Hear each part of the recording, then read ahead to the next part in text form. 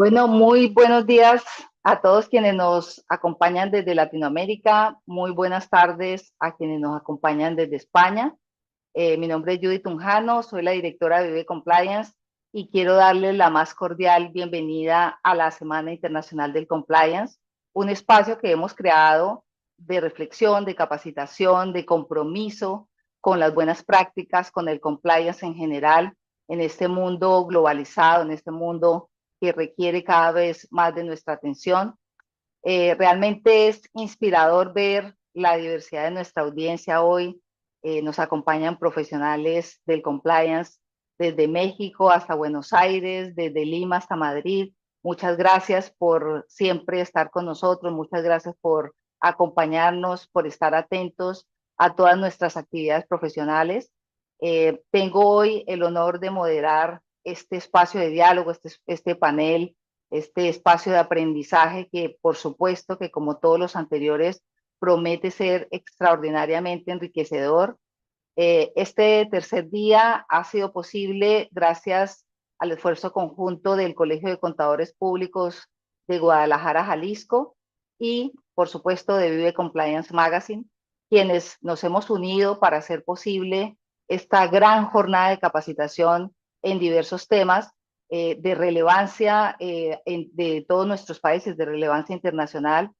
Queremos, por supuesto, agradecer o expresar nuestro profundo agradecimiento a los expositores que nos han acompañado los días anteriores y, por supuesto, a los de hoy, y nos siguen acompañando desde los distintos países de Iberoamérica, que por supuesto nos regalan su experiencia y con su dedicación y también con el tiempo invertido, pues enriquecen significativamente el valor de esta iniciativa.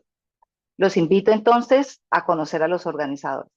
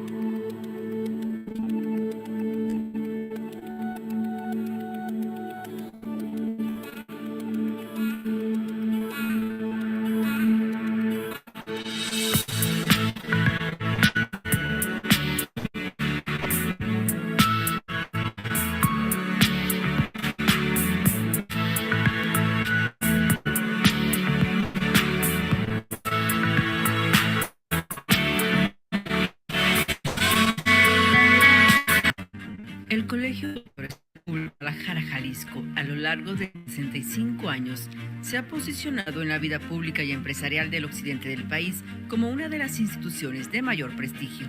En 1990 homologamos nuestra imagen con la del Instituto Mexicano de Contadores Públicos. Desde hace más de 30 años y de manera ininterrumpida contamos con el programa Tribuna del Contribuyente. Desde el 2006 contamos con un evento mensual con autoridades como el SAT, IMSS, Infonavit, PRODECON y representantes de algunas comisiones de nuestro colegio, denominado inicialmente como Miércoles de Colegas, hoy llamado Convivencia con Autoridades. A partir de 2017, se transmite el programa Diálogo Tributario, una edición en streaming en la que compartimos nuestras mejores experiencias profesionales y temas de actualidad con la comunidad de los 60 colegios federados del Instituto Mexicano de Contadores Públicos. En 2022 iniciamos con el programa Práctica Profesional, otra edición realizada a través de streaming que permite compartir temas de interés a la membresía. En 2023 no solo estrenamos uno, sino fueron dos los programas que se sumaron a nuestra oferta. El primero fue Práctica Gubernamental, abarcando infinidad de temas relacionados con el aspecto gubernamental y el diálogo empresarial, buscando destacar y reconocer la responsabilidad social de distintos directivos de empresas a lo largo del país. Durante más de 25 años generamos un boletín de manera mensual, con contenido generado por todos nuestros integrantes de las distintas comisiones del Colegio de Contadores Públicos de Guadalajara. Somos pioneros en impartir posgrados desde hace más de 20 años, con maestrías como impuestos, seguridad social, prevención del lavado de dinero y financiamiento al terrorismo, especialidad en costos, producción y mejora continua, especialidad en contabilidad gubernamental, entre otros. También marcamos un hito al posicionar el Diplomado en Tributación Internacional desde el 2019. El enorme compromiso del colegio es y será siempre brindar a la sociedad en general y a su membresía un acervo de conocimientos que coadyuve al crecimiento, en primer lugar, a sus asociados, así como de las organizaciones a las que prestan sus servicios. Muchas gracias. Amigos, comunidad del compliance, hoy nos reunimos en un momento crítico donde, según el Foro Económico Mundial, el cibercrimen se posiciona entre los 10 riesgos más severos, tanto a corto como a largo plazo para la economía global. Y en el contexto específico del lavado de activos, el financiamiento del terrorismo, estas tecnologías emergentes, estas nuevas tecnologías, pues están redefiniendo tanto los métodos delictivos como también las estrategias de prevención. En cuanto a los desafíos de la delincuencia, según el informe oficial de la plataforma Cryptos Chainalysis, en su reporte cripto del 2024, aproximadamente se alcanzaron a desarrollar 25.000 millones de dólares en transacciones ilícitas. Por otra parte, las organizaciones criminales también están aprovechando herramientas tecnológicas sofisticadas para evadir los controles de la debida diligencia, para también desarrollar esquemas de estratificación utilizando criptoactivos, utilizando inteligencia artificial, sistemas automatizados de smurfing o pitufeo basados en inteligencia artificial y otros más. Y por otra parte, por el otro lado, digamos, también en el mundo de la prevención se está empezando a utilizar estas mismas tecnologías como aliadas poderosas en la lucha contra el lavado de activos y el financiamiento del terrorismo. Por ejemplo, ayudando a la detección de patrones sospechosos, patrones de comportamientos sospechosos que antes pasaban desapercibidos por los sistemas tradicionales. También la tecnología blockchain ayuda a rastrear los fondos y así de esta manera se facilita la ubicación y el origen de los fondos y los destinos como tal, y otras herramientas adicionales que seguramente nuestros panelistas nos van a ilustrar. Es decir, que el panorama es claro. Nos encontramos en una carrera tecnológica contra el crimen organizado, donde cada avance puede ser un arma de doble filo. Y entonces, como profesionales del compliance, como profesionales de la prevención del lavado de activos y el financiamiento del terrorismo, no solamente por un tema profesional, sino que todos como parte de la sociedad tenemos que contribuir a prevenir este flagelo. Pues nuestro desafío no es solo mantenernos al día con estas tecnologías, sino anticiparnos a su uso indebido y también aprovechar su potencial para poder fortalecer nuestros sistemas preventivos.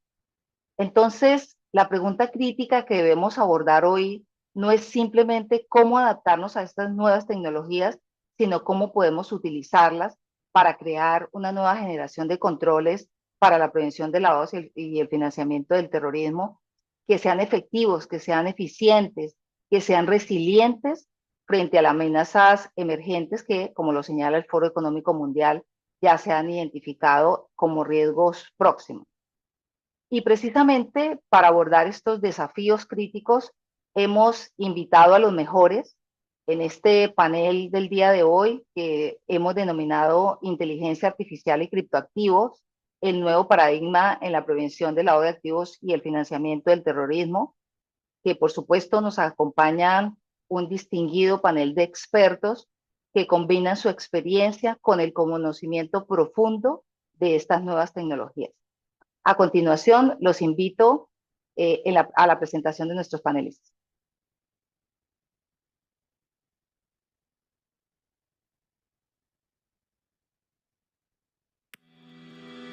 Abogada Judy Tunjano. Abogada. Grado de Honor, Universidad Católica de Colombia. Título reconocido por la Ilustre Corte Suprema de Chile en el año 2010. Magíster en Derecho Corporativo, Pontificia Universidad Católica de Chile. Master Compliance Officer, Universidad Complutense de Madrid, Madrid, España. Máster en Gestión de Riesgos de Blanqueo y Fraude. Universidad Católica San Antonio de Murcia. UCAM, España. Auditor líder ISO 37001. Sistemas de Gestión Anticorrupción PSB Canadá. Professional Evaluation and Certification Board. Vive Compliance, INSI Panamá. Empresa de cumplimiento autorizada por la SSNF, fundadora y directora. 2020. Actualmente. Con ustedes la abogada Judy Tunjano. Abogado Andrés Ormaza Mejía. Abogado penalista criminólogo. Magíster en Estrategia y Geopolítica. Consultor docente en Derecho Penal, Criminología y Derecho Penal Internacional. Con ustedes el abogado Andrés Ormaza Mejía. Doctor Javier Gutiérrez. Economista, doctor en Economía Cuántica y magíster en Economía, Teoría y Política Económica. Exdirector de la UIAF de Colombia. Director Legal y Ciberseguridad Banco Aliado. Con ustedes el doctor Javier Gutiérrez.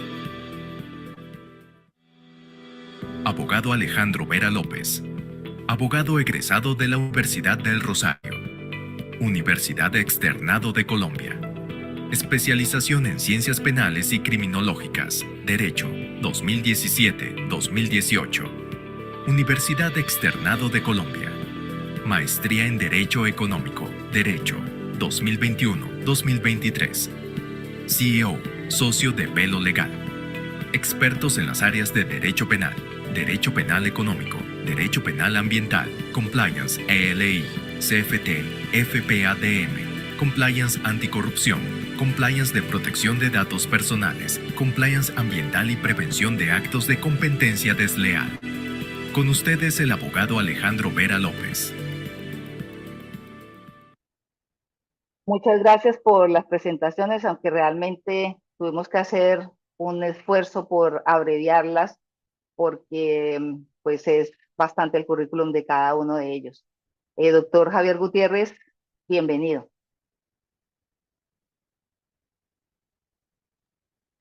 Muy buenos días o buenas tardes, depende de donde estén ubicados. Agradezco la invitación a los organizadores, a Bio Compliance y al Colegio de Abogados, De perdón, contador. Colegio de Contadores Públicos de Guadalajara, y a todos los asistentes y obviamente a mis compañeros de panel. Voy a compartir, tenemos pocos minutos, vamos a compartir una presentación directamente.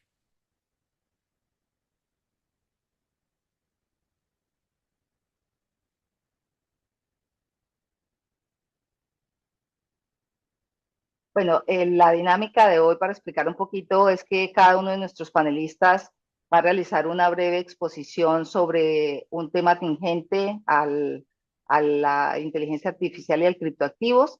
Y al final de la sesión vamos a responder algunas preguntas del público y otras que ya hemos recibido.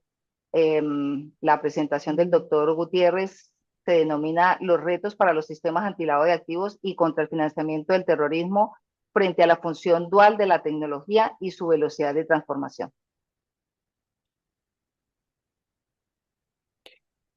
Em, Me quedé un poquito sin sonido. ¿Me están oyendo? Sí, perfecto. Perfecto. Muchas gracias por la presentación. Vamos a ir directamente a estos datos.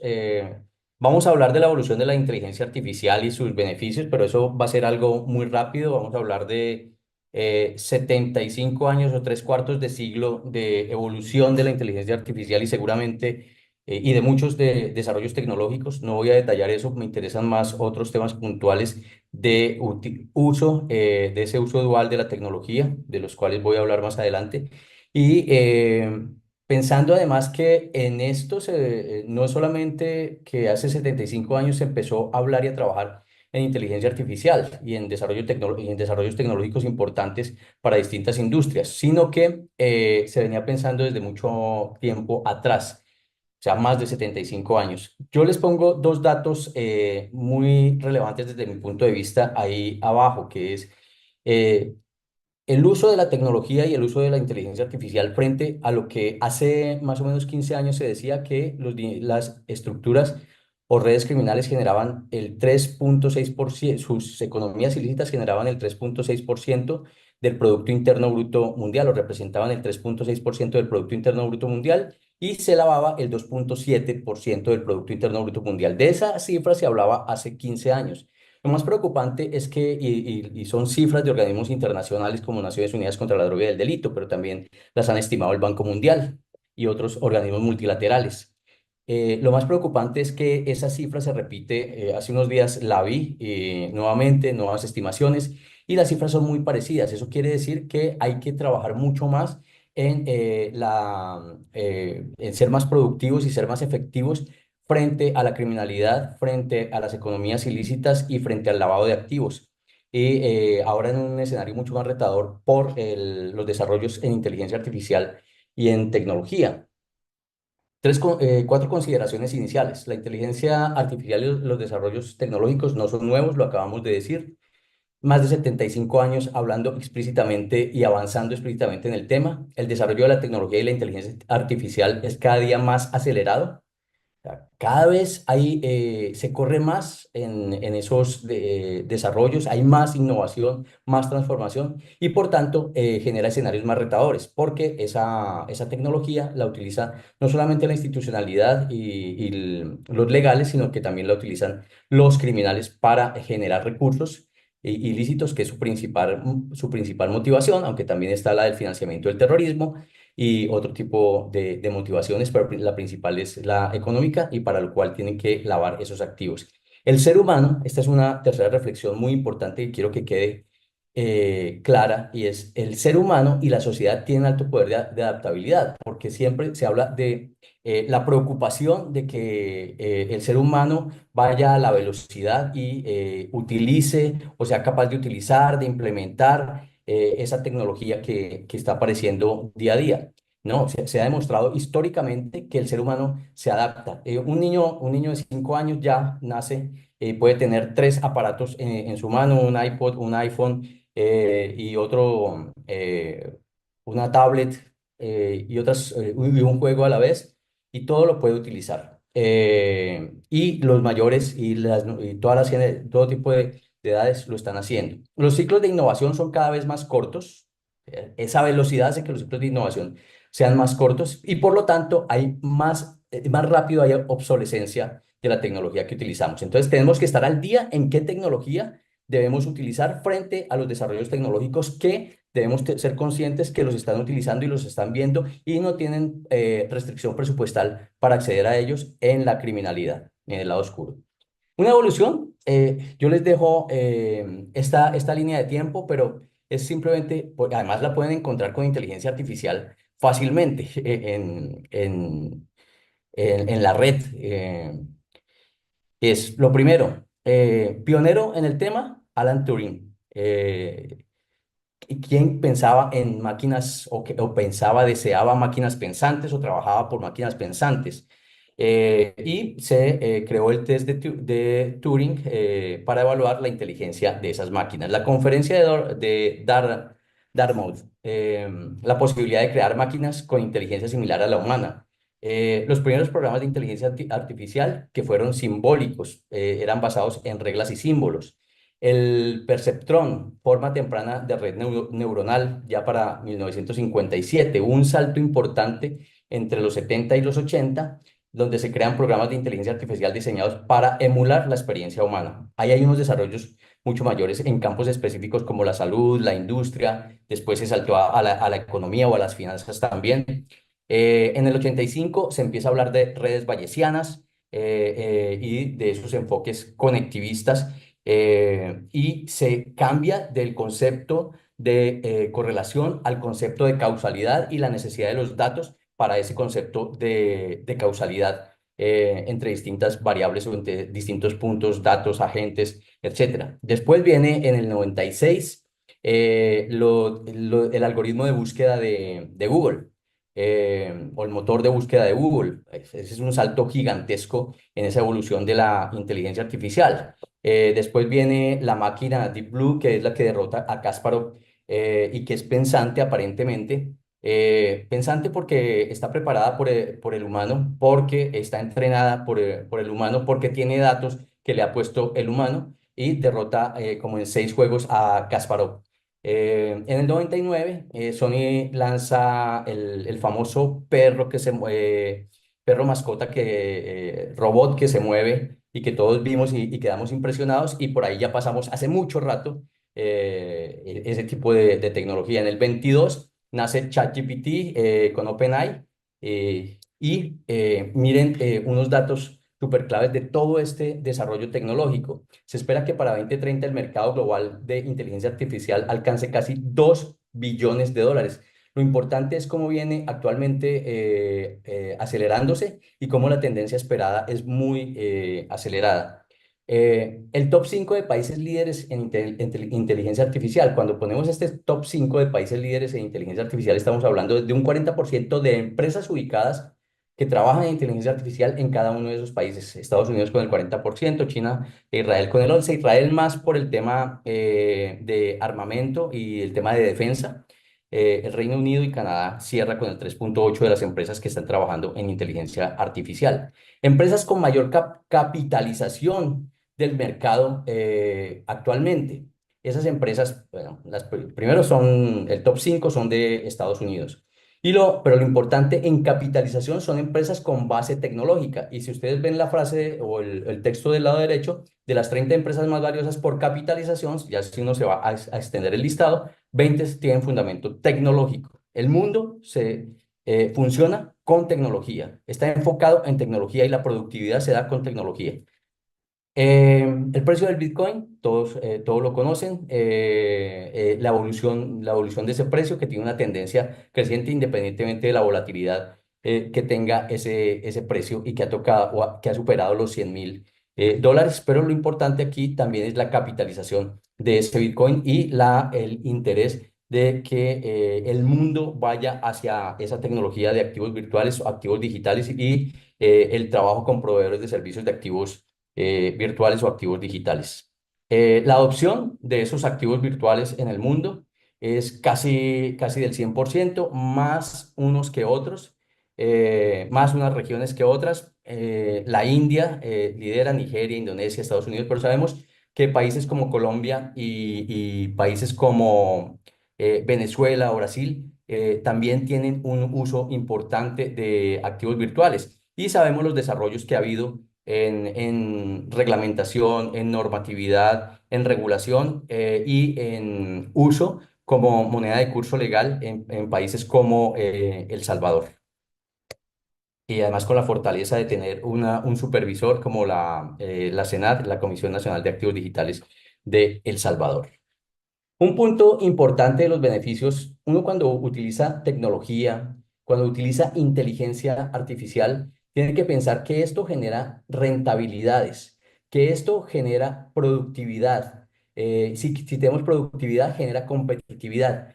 Si no utilizamos, y ahora es competitividad entre empresas, competitividad entre sectores, competitividad entre países, pero esto también tenemos que mentalizarnos que es un juego de competencia y que no es competencia leal entre las empresas criminales y la institucionalidad y el bienestar que se puede generar derrotando o afectando la base financiera, el lavado de activos, afectando estructuralmente a las redes de crimen organizado, pues eso genera unos efectos sobre seguridad y la seguridad como determinante de la inversión y del crecimiento económico, la generación de empleo y el bienestar. Entonces, es un juego de productividad, avance tecnológico, productividad y competitividad frente a la criminalidad. Entonces, tenemos que pensarlo en ese sentido.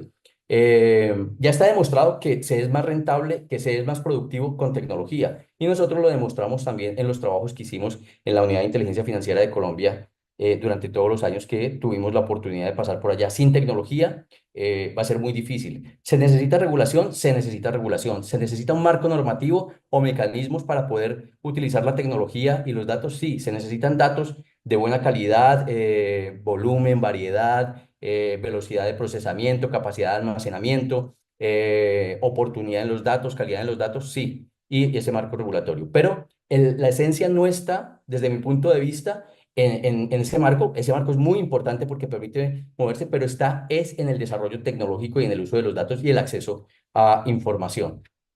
Top 20 de países más innovadores del mundo. Ustedes ven este top 20 aquí de los más innovadores y yo paso. Ustedes van a poder ver la presentación con más calma. Supongo que se dispone la presentación, no tengo problema con ello, para todos los asistentes. Pero lo interesante es que ese top 20 de innovadores está muy reflejado en este top 10 de países con mayor PIB per cápita en el mundo. Demos dos ejemplos que los vemos como innovadores, pero a la vez los vemos con unos de los mejores ingresos per cápita en el mundo. Está Suiza, Singapur y Estados Unidos, con unos valores altísimos en ingreso per cápita. La inteligencia artificial generativa, además, aquella que podríamos pensar que crea cosas nuevas, cosas que no existen y la crea ella sola, podría aumentar el PIB mundial en un 7%, es lo que dicen los estudios. Ahora un tema muy interesante, ya vamos a tocar, ya vamos a entrar a conectar todo esto con el sistema antilavado de activos contra el financiamiento del terrorismo y contra el financiamiento de la proliferación de armas de destrucción masiva y cómo enfrentar a esas estructuras o redes criminales, afectar su resiliencia y sostenibilidad para su no desarticulación que permite reconfiguración de esas estructuras o de esas redes, sino para lograr su desmantelamiento y tener impactos positivos en crecimiento y bienestar en las economías. Pero este dato es también muy interesante porque mucha gente se pregunta, en algún momento se preguntaban, ¿el oficial de cumplimiento va a ser reemplazado por la tecnología? No, lo que vimos antes y lo que hemos visto en los datos es que la tecnología es una oportunidad, que la tecnología tiene un uso que nos deriva en productividad y en competitividad en cualquier área de la economía, en una sociedad. Cualquier área del Producto Interno Bruto por demanda o por oferta tiene un efecto sobre productividad. Pero no hay un reemplazo directo sobre el ser humano, que es la pregunta que se han hecho en otros foros o en otros escenarios. Los países con más robots por cada 10.000 habitantes. Ahí está Corea del Sur, Alemania, Japón, China, Suecia. Miren los dos datos y están los robots que tenían en 2017 y en 2022. Este simplemente es otro gráfico que demuestra la velocidad a la que está creciendo la tecnología. Pero si yo voy a ver la tasa de desempleo de Corea del Sur es 2,8% y la de Estados Unidos es 4,1%. Hablando, esto no es un estudio científico, este no es un estudio econométrico sofisticado, este simplemente son datos que hay que poner sobre la mesa, pero que demuestran, son contundentes, son tosudos en el sentido de demostrar que no se está generando desempleo porque haya desarrollo tecnológico, al contrario. Pero vamos a ver al final, entre otras cosas, en las recomendaciones o en los retos que tenemos, que lo que sí se requiere es una recomposición de las estructuras en un área de cumplimiento o en cualquier ejercicio productivo de cualquier industria, porque no, la estructura, composición que se tiene actualmente con los desarrollos tecnológicos no va a ser no se va a poder mantener. Hay que pensar en mover personas de un lado para otro, a donde se necesiten, a donde sean más productivas, traer personas que sepan sobre sobre esas tecnologías, sobre inteligencia artificial, desarrollos tecnológicos, innovación, transformación, flujos de trabajo, productividad y competitividad, traerlos en este caso, a las áreas de cumplimiento y aprovechar la tecnología al máximo. Es una recomposición, no es, y habrá otras personas que sí van a salir de ese mercado porque tendrán que reacomodarse en otra posición. Es importante para cerrar esta primera parte, esta parte de la presentación, que la innovación conduce a nuevas ocupaciones. Las ocupaciones que no existían en 1940 son las que están en la parte oscura. Así va a pasar en las áreas de cumplimiento. Esas ocupaciones van a estar creciendo, novedosas, distintas, en, en la medida en que haya innovación o transformación tecnológica o uso de esa tecnología y de esa inteligencia artificial. Uso dual de esa tecnología y ese reto que tenemos, efectivamente, para lo bueno y para lo malo. Eh, y esa tecnología que por ahora la está creando el ser humano, que es asistida, si se quiere, que todavía no es del todo autónoma, pero que podría llegar o ya está llegando a ciertos niveles de autonomía con la inteligencia artificial generativa, por ejemplo, ciertos niveles de autonomía para la creación de inteligencia artificial. Su uso efectivamente es dual, sirve para propósitos de los buenos y para propósitos de los malos. Aquí lo que tenemos es que correr y al estilo del ajedrez jugar que la institucionalidad y las áreas de cumplimiento y los sistemas antilavado jueguen con las fichas blancas como en las partidas de ajedrez. Siempre el que juega con las fichas blancas, no siempre, el 56 al 60% de las personas que juegan con las fichas blancas en el ajedrez ganan. Lo que queremos es utilicemos la tecnología más rápido que los delincuentes. ¿Para qué? ¿Cuáles son las bondades? Hacer simulaciones, queremos entrenar, podemos entrenar a la tecnología, a la inteligencia artificial, lo que se conoce como el machine learning, entrenar con datos en todos los temas que nosotros queramos. Entonces podemos hacer un listado de todo lo que hace un área de cumplimiento, desde la debida diligencia, las simulaciones, lo que hace los supervisores con auditorías, lo que hace la investigación penal, etcétera. Y ese listado, todo lo que tengamos en ese listado, lo podrá hacer la tecnología, si entrenamos los modelos, si tenemos los algoritmos y obviamente si tenemos los datos, aunque se puede hacer con pocos datos, preferiblemente con muchos datos y con datos de calidad para que haga funciones asistidas por el ser humano que mejoren la efectividad y nos hagan más competitivos frente a la criminalidad. Podemos anticipar amenazas, vulnerabilidades y riesgos. Podemos saber qué sectores pueden tener más riesgo. Podemos saber cuáles son las vulnerabilidades y cuáles son las principales señales de alerta y cómo manejar esas señales de alerta para mejorar nuestros controles y mejorar nuestras matrices de riesgos, anticipar contagios, reconfiguraciones de estructuras criminales. Si yo daño una estructura criminal, ¿cómo se podría reconfigurar? Y esas simulaciones las podemos hacer. Algo clave que les quiero dejar aquí es construcción de redes y análisis con Big Data y analítica. Redes complejas específicamente, que nos permite ver todas las conexiones y tener todos los indicadores de las estructuras criminales en unas conexiones grandísimas de miles y millones de datos con nodos, personas naturales o jurídicas, teléfonos o direcciones, entre otros, correos electrónicos y enlaces que son enlaces financieros principalmente. O otro tipo de enlaces podríamos tener en cuenta. Eso es inteligencia artificial y eso nos sirvió en Colombia para aumentar la tasa de interceptación de dinero de origen ilícito y afectar estructuras criminales. Detectar tipologías o hacer consultas automáticas de tipologías y señales de alerta, detectar anomalías, realizar monitoreos y mejorar la respuesta a partir de esa detección de una anomalía o de una señal de alerta, cómo podría responder, qué tipos de escenario podría tener en la respuesta. Podemos identificar perfiles de testaferros, detectar operaciones sospechosas en transacciones financieras, mirar la calidad de la operación sospechosa y la probabilidad de éxito, mirar la probabilidad de éxito de un reporte de operación sospechosa, por ejemplo, que tiene una unidad de inteligencia financiera, y cómo priorizar esos reportes de operación sospechosa con una probabilidad alta de que lleguen a judicialización y a sentencia condenatoria, entre otros. Otros usos positivos, mejora el conocimiento, ayuda a focalizar los monitoreos, ayuda a ver contexto y el significado del contexto, ayuda a leer y analizar textos y hacer todas las operaciones que pueden ser rutinarias y le quitan tiempo a quien debe estar enfocado en análisis, desarrolla modelos de priorización, detecta de forma oportuna esas señales de alerta. Y en Subtech puede mejorar muchísimo la guía y retroalimentación hacia los sujetos obligados.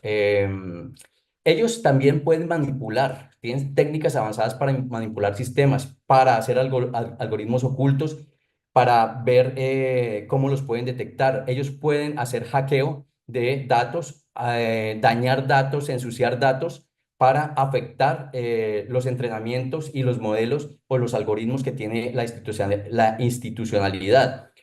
Pueden hacer uso indebido para estafas, uso indebido de voz, de datos, de imágenes, etcétera. Pueden tener modelos para usar métodos, bueno, desarrollan modelos con métodos sofisticados y buscan vulnerabilidades en países y en sectores. Uso de redes complejas y modelos para fraccionamiento de dinero o para fraccionamiento de fondos o para creación de empresas ilícitas o empresas fachada y saben en qué sectores, qué tipo de empresa, etcétera. Para eso sirve la inteligencia artificial, aumentando todo el tema de complejidad. Hay una amenaza entonces importante de ciberataques que hay que prevenir y detectar esas vulnerabilidades. Voy a pasar ahora, esto ya se los he dicho, obviamente, uso de activos virtuales, el aprovechamiento desde mi punto de vista, desde el desconocimiento, primero, de la falta de regulación en algunos escenarios sobre activos virtuales y proveedores de servicios de activos virtuales o de activos digitales, falta de conocimiento, pero también falta de tecnología en algunos casos o imposibilidad de acceso a la tecnología para trazabilidad o para regla de viaje o para trazabilidad mencionaban Chainalysis o TRM. No todo el mundo tiene posibilidad de acceder a esa tecnología para hacer la trazabilidad de esos activos virtuales. Yo sí pienso, y eso lo podemos discutir, que en ese ecosistema de activos virtuales pasan muchas cosas, especialmente con los mixers, pero que siempre el dinero, el delincuente va a utilizar el dinero en el mundo real y ahí se va a notar. Hay dos cosas que no se pueden ocultar en la vida. Una es el dinero y la otra ustedes pensarán qué es lo otro que no se puede ocultar. Voy a pasar a unas recomendaciones o retos muy rápidamente.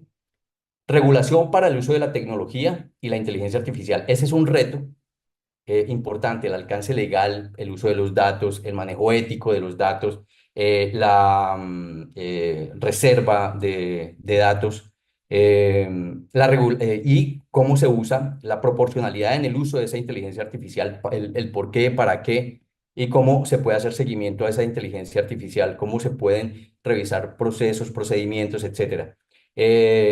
Hacer auditoría permanente. La regulación en criptoactivos, fundamental. Contar con volumen. Es importante, este es un reto fundamental para que esto funcione. Contar con volumen, variedad, disponibilidad, accesibilidad, calidad y oportunidad de los datos. Y eso requiere coordinación y cooperación de la institucionalidad. Ahí está el reto importante para ese flujo de información. Ciberseguridad al máximo para proteger los modelos y algoritmos. Capacidad de procesamiento y de almacenamiento.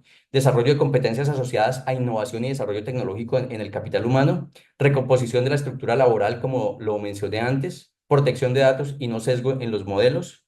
Documentación y auditoría especializada y permanente de lo que se está haciendo. Acceso y uso de tecnología para la trazabilidad de los activos virtuales, generación de conocimiento para hacer las preguntas correctas, o sea, saber sobre los temas para hacer las preguntas correctas para la programación y el uso de esa inteligencia artificial. Generación y en la medida en que hago preguntas correctas, tengo mejores modelos, tengo mejores resultados, genero mayor conocimiento y se genera un círculo virtuoso allí potente contra la delincuencia y la criminalidad para afectar ese lavado de activos y esas estructuras o esas economías ilícitas. Se necesita que todos los actores de la cadena estén andando en la misma línea: coordinación, cooperación y desarrollo de factores determinantes de la tecnología. Última diapositiva.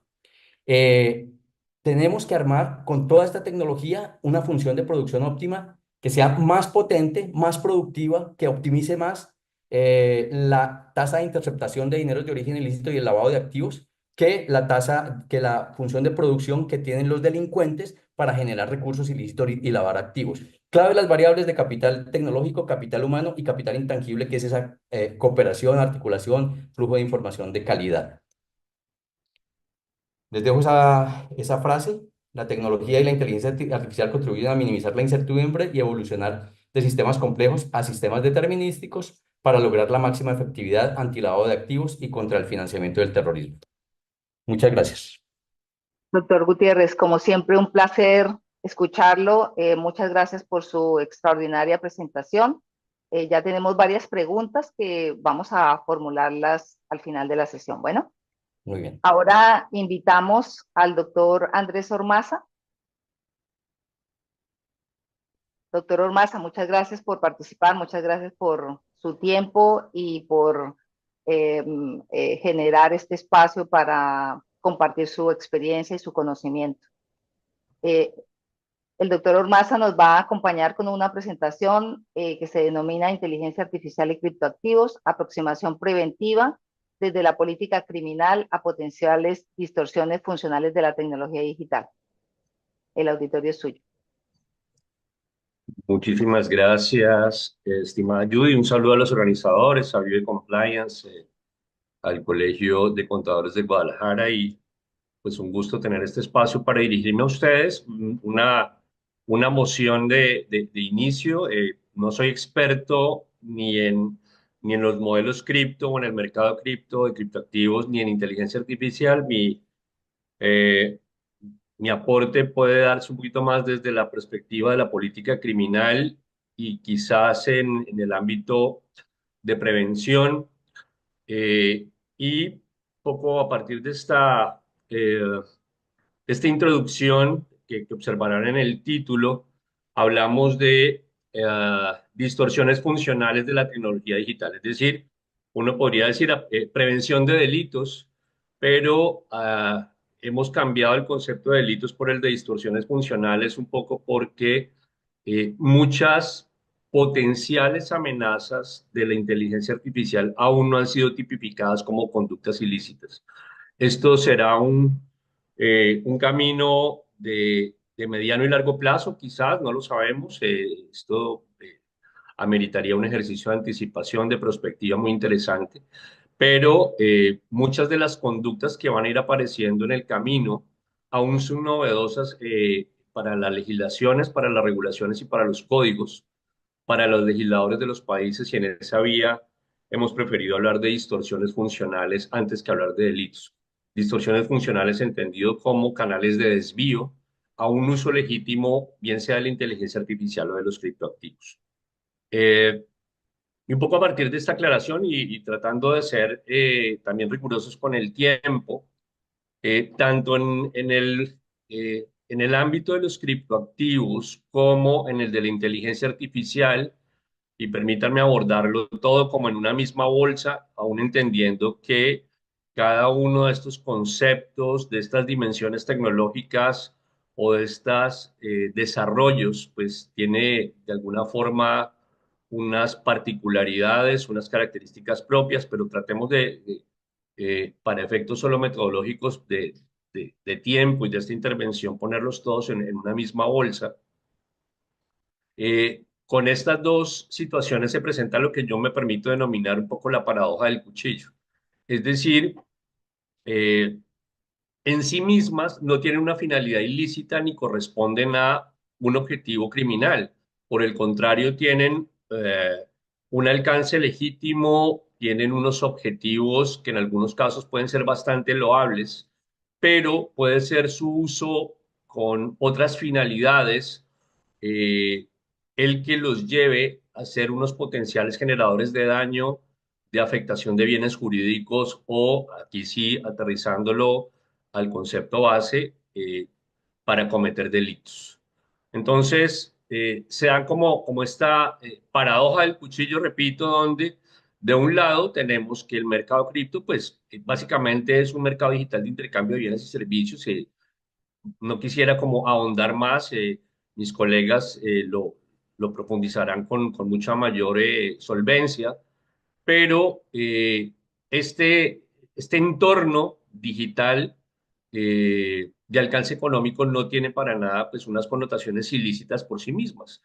Es su instrumentalización, como lo veremos más adelante y con casos prácticos, lo que ya puede considerarse allí sí una amenaza real de afectación de un bien jurídico, de connotaciones económicas, de orden social, económico y social, en fin.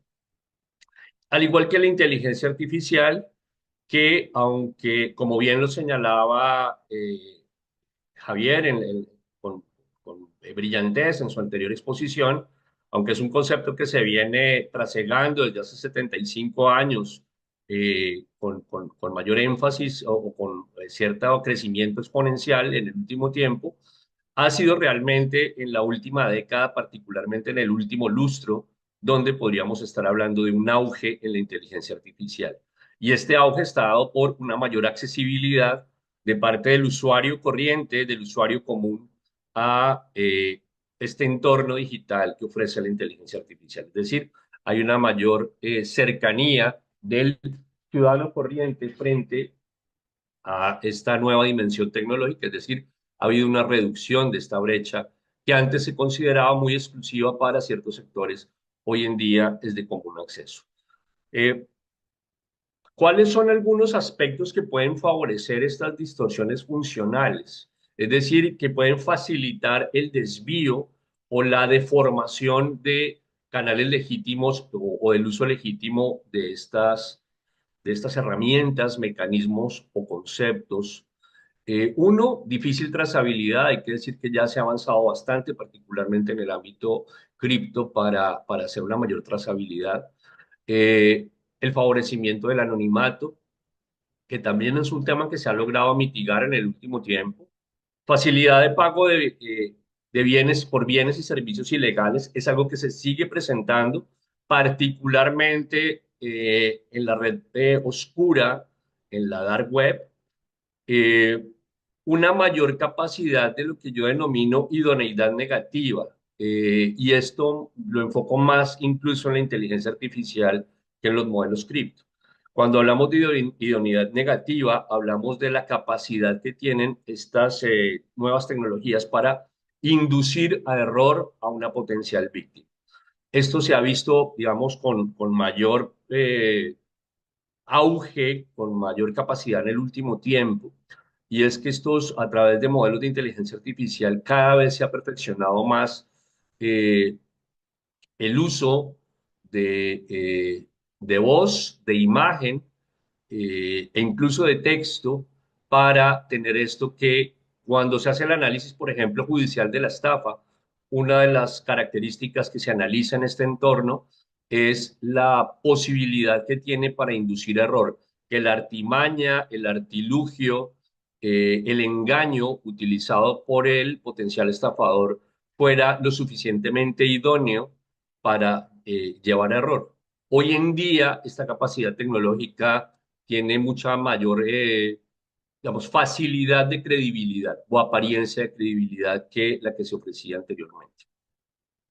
Y uno que es de alguna forma transversal y también tiene que ver con esta tendencia de hiperconectividad en la que estamos actualmente, en un mundo igualmente hiperglobalizado, que es la interacción y la instrumentalización de las redes sociales para el ejercicio de estas distorsiones funcionales, bien sea el mercado cripto, de la inteligencia artificial con fines delictivos. Es decir, existe una mayor capacidad de influencia, hay una posibilidad de llegar en tiempo real a un mayor número de usuarios de redes sociales que son utilizados en muchos casos a modo de caja de resonancia para, por ejemplo, generar una fake news, digamos, dar este efecto de bola de nieve a alguna fake news que se da mucho, sobre todo ahorita en tiempos electorales en muchos de nuestros países como ustedes habrán podido observar. Esto nos lleva entonces ya desde una perspectiva de política criminal a plantear dónde debe ser el enfoque, sobre todo del eje preventivo. Política criminal no es solo prevención, sin embargo la prevención es uno de los pilares de la política criminal. Pero ¿cómo debería ser esta intervención? Que no es una intervención solo del Estado. Estamos en los albores de la política criminal, se hablaba particularmente Feuerbach, hace poco más de 2 siglos, señalaba que la política criminal solo era orgánica, es decir, solo dependía del Estado.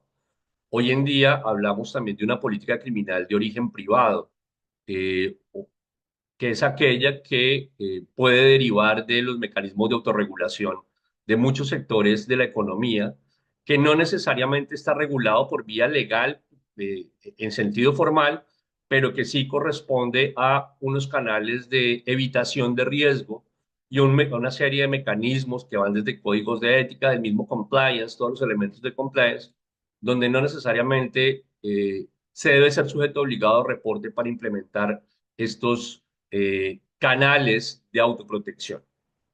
Entonces, la prevención debe ser reactiva o proactiva. Recordemos que la prevención reactiva es aquella que se genera cuando ya se ha causado un daño, es decir, ya se ha configurado una acción que motiva un reproche desde la perspectiva normativa, pero también desde la perspectiva social, o debe ser proactiva. Mm, mi opinión, particularmente frente a la inteligencia artificial, es que se debe abordar en los dos frentes. Debe haber una prevención reactiva en el sentido que muchas de las conductas que seguramente inundarán los códigos penales en un corto plazo, yo pongo entre 2 y 5 años y de allí en adelante, son conductas que aún no se han configurado como delitos porque ni siquiera sabemos el potencial de daño que pueden generar la inteligencia artificial, que dicho sea de paso, no solo es aplicado al ámbito que nos convoca el día de hoy, que es un poco la regulación antilavado y contrafinanciación del terrorismo, sino que la inteligencia artificial hoy en día tiene un efecto sombrilla que irriga todos los sectores de la vida social, desde el ámbito militar, y vamos a ver más adelante un ejemplo, hasta la medicina, la construcción, en fin, con lo cual todavía puede haber conductas que no están aún en el imaginario colectivo y menos aún en la descripción de una norma que seguramente será necesario regular más adelante. O una prevención proactiva, y algo que me gustaba mucho de la intervención de Javier en su exposición, es que justamente la inteligencia artificial también va a poder anticipar con mucha mayor precisión estos modelos predictivos. Entonces, esto va a permitir de alguna forma cerrar la brecha o cortar canales para una potencial distorsión funcional incluso antes que ocurran. Es decir, la inteligencia artificial va a anticipar esas fisuras del mismo sistema y con eso se van a poder tomar medidas correctivas antes que estas debilidades de ciertos sistemas sean aprovechadas por redes criminales. ¿Qué hay que hacer? Bueno, bien sea de prevención reactiva o prevención proactiva, lo que hay que tratar es de identificar las potenciales amenazas. Creo que ya se ha avanzado de pronto con más éxito en la identificación de las amenazas que entrañan, por ejemplo, el uso de cripto a través como medio de pago de servicios y bienes ilegales a través de la dark web. Pero creo que a nivel de inteligencia artificial aún el camino es incipiente. Recién estamos en una fase aún primaria de los desarrollos a través de inteligencia artificial. Caracterización va a ser esencial, no solo en la naturaleza del delito, sino de perfiles, sectores, algo que también se señalaba en la anterior intervención, la capacidad de hacer análisis de contextos predictivos, eso va a ser importantísimo. La georreferenciación, entendiendo que también ahorita la georreferenciación no solo obedece a una latitud tangible, sino cuando hablamos también de un entorno digital, de un mundo virtual, de un mundo alterno, una dimensión virtual. Entonces yo creo que hacia eso deben apuntar los canales de prevención, tanto a nivel reactivo como proactivo.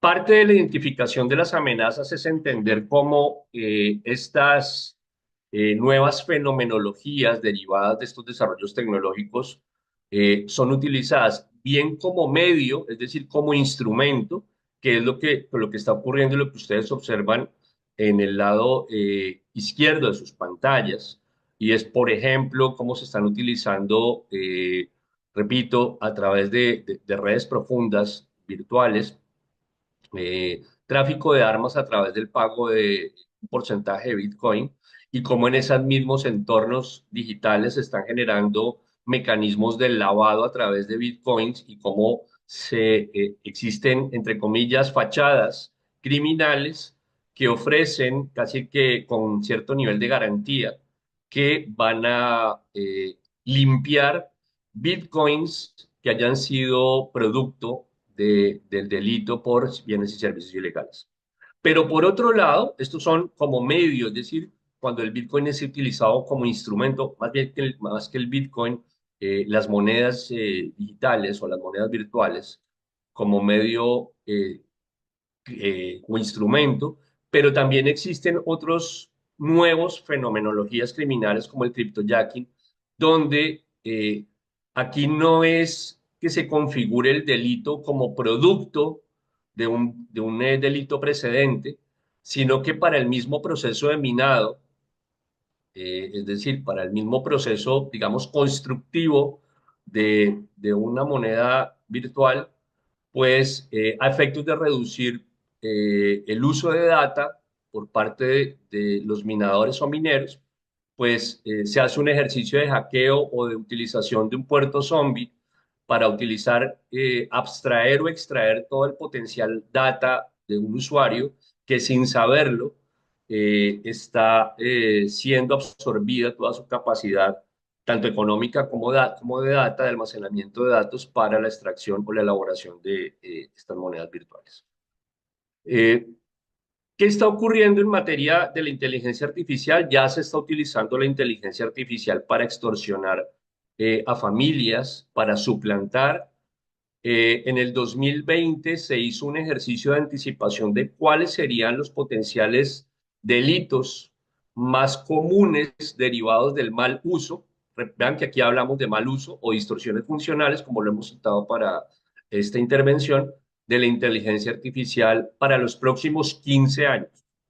Creo que mm, tratar de hacer este ejercicio de anticipación para 15 años puede ser algo arriesgado teniendo en cuenta que el entorno y los desarrollos pueden cambiar en el corto plazo, pero las 9 conductas en las que se anticipa más utilización de la inteligencia artificial con fines desviados son la falsificación de contenido, es decir, las fake news, acoso digital, vulneración de la reputación online a través de reseñas falsas que podrían considerarse injuria, suplantación de identidad, interrupción de sistemas controlados por inteligencia artificial, las estafas cibernéticas, mal uso de robots militares, tanto como en el ámbito militar, así como de armas y drones. Obviamente el robo de datos a través de inteligencia artificial o repotenciando la inteligencia artificial en este canal ilícito y la manipulación de mercados financieros y bursátiles. Vemos que si uno tratara como de identificar bienes jurídicos potencialmente afectados en el corto plazo por la inteligencia artificial, va a encontrar que hay un catálogo muy amplio. No solo se trata de afectaciones de índole patrimonial, en algunos casos estamos hablando también de un tema de seguridad nacional y en otros temas de alcance a la violación de la intimidad, eh, incluso también delitos sexuales. ¿Qué se está haciendo? Básicamente, ¿en qué se está tratando de avanzar ya en muchos escenarios, particularmente a nivel multilateral?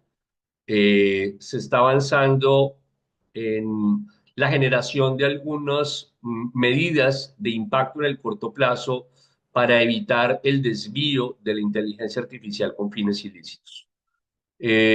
Particularmente me llama la atención este catálogo de recomendaciones, no es solo una, que se llama Recomendación sobre la ética de la inteligencia artificial, adoptada por la UNESCO en el 2021 y me llamó la atención el punto 50 y 51 porque habla de evaluaciones del impacto ético para determinar y analizar riesgos derivados del uso de los sistemas de inteligencia artificial. Esto lo plantea inicialmente como una obligación a cargo de los estados, pero en el punto 51 se extiende de alguna forma esta obligación a las empresas del sector privado para el desarrollo de mecanismos de debida diligencia y supervisión para determinar, prevenir y atenuar riesgos y también para rendición de cuentas, una contabilidad de la forma en la que abordan el impacto de los sistemas de inteligencia artificial en materia de derechos humanos, Estado de Derecho y sociedades inclusivas. Es decir, ya se están incorporando modelos éticos a todo el contexto compliance con el enfoque de inteligencia artificial. Es un poco la exhortación que se hace en esta recomendación de la UNESCO. Y me resultó particularmente llamativo una iniciativa que inicialmente era una iniciativa de índole privado, pero en el que están participando ministros de defensa de distintos países y ha sido la Cumbre Mundial sobre Inteligencia Artificial Responsable en el ámbito militar o la REAIM. Su primera sesión fue en el 2023 en La Haya, en Países Bajos. Allí se lanzó la declaración política sobre el uso militar responsable de la inteligencia artificial y la autonomía. Esta declaración se lanza en ese año, pero al siguiente año, en la segunda cumbre en Seúl, en Corea del Sur, fue aprobada y se presentó un plan de acción que está en estudio actualmente. ¿Qué es lo que se exhorta, se recomienda, se está adoptando a través de esos instrumentos? Primero, el manejo ético, particularmente de los desarrollos de inteligencia artificial en el ámbito militar. Y algo muy importante es la eh, responsabilidad derivada del uso de los datos. En este momento, a través de inteligencia artificial, pues particularmente muchos estados tienen acceso a información de reconocimiento facial, reconocimiento de voz, reconocimiento visual del iris, de un número importante de usuarios que están hiperconectados, que tienen acceso a ciertos sistemas de información. Parte del ejercicio ético que en este momento inquieta es cómo se va a hacer uso de esta privacidad de la data en este enfoque del ámbito militar. Y el otro tema que resulta particularmente inquietante es que en la cadena de mando siempre las decisiones del uso de inteligencia artificial sean adoptadas por un ser humano, es decir, que nunca se deje en inteligencia artificial ninguna toma de decisiones de esta naturaleza. Eh, ¿Qué están haciendo los países desde una perspectiva mucho más interna? Ya muchos países han adoptado medidas de política de inteligencia artificial.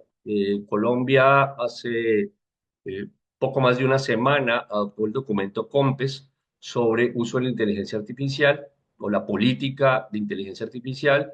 Chile en el 2021 fue de los primeros países en Latinoamérica en incorporarla, pero ya se está hablando, ya se está analizando la revisión de los códigos penales para incorporar, bien sea a modo de agravante, bien sea a modo de tipos penales autónomos o específicos, cuando sean cometidos a través de inteligencia artificial.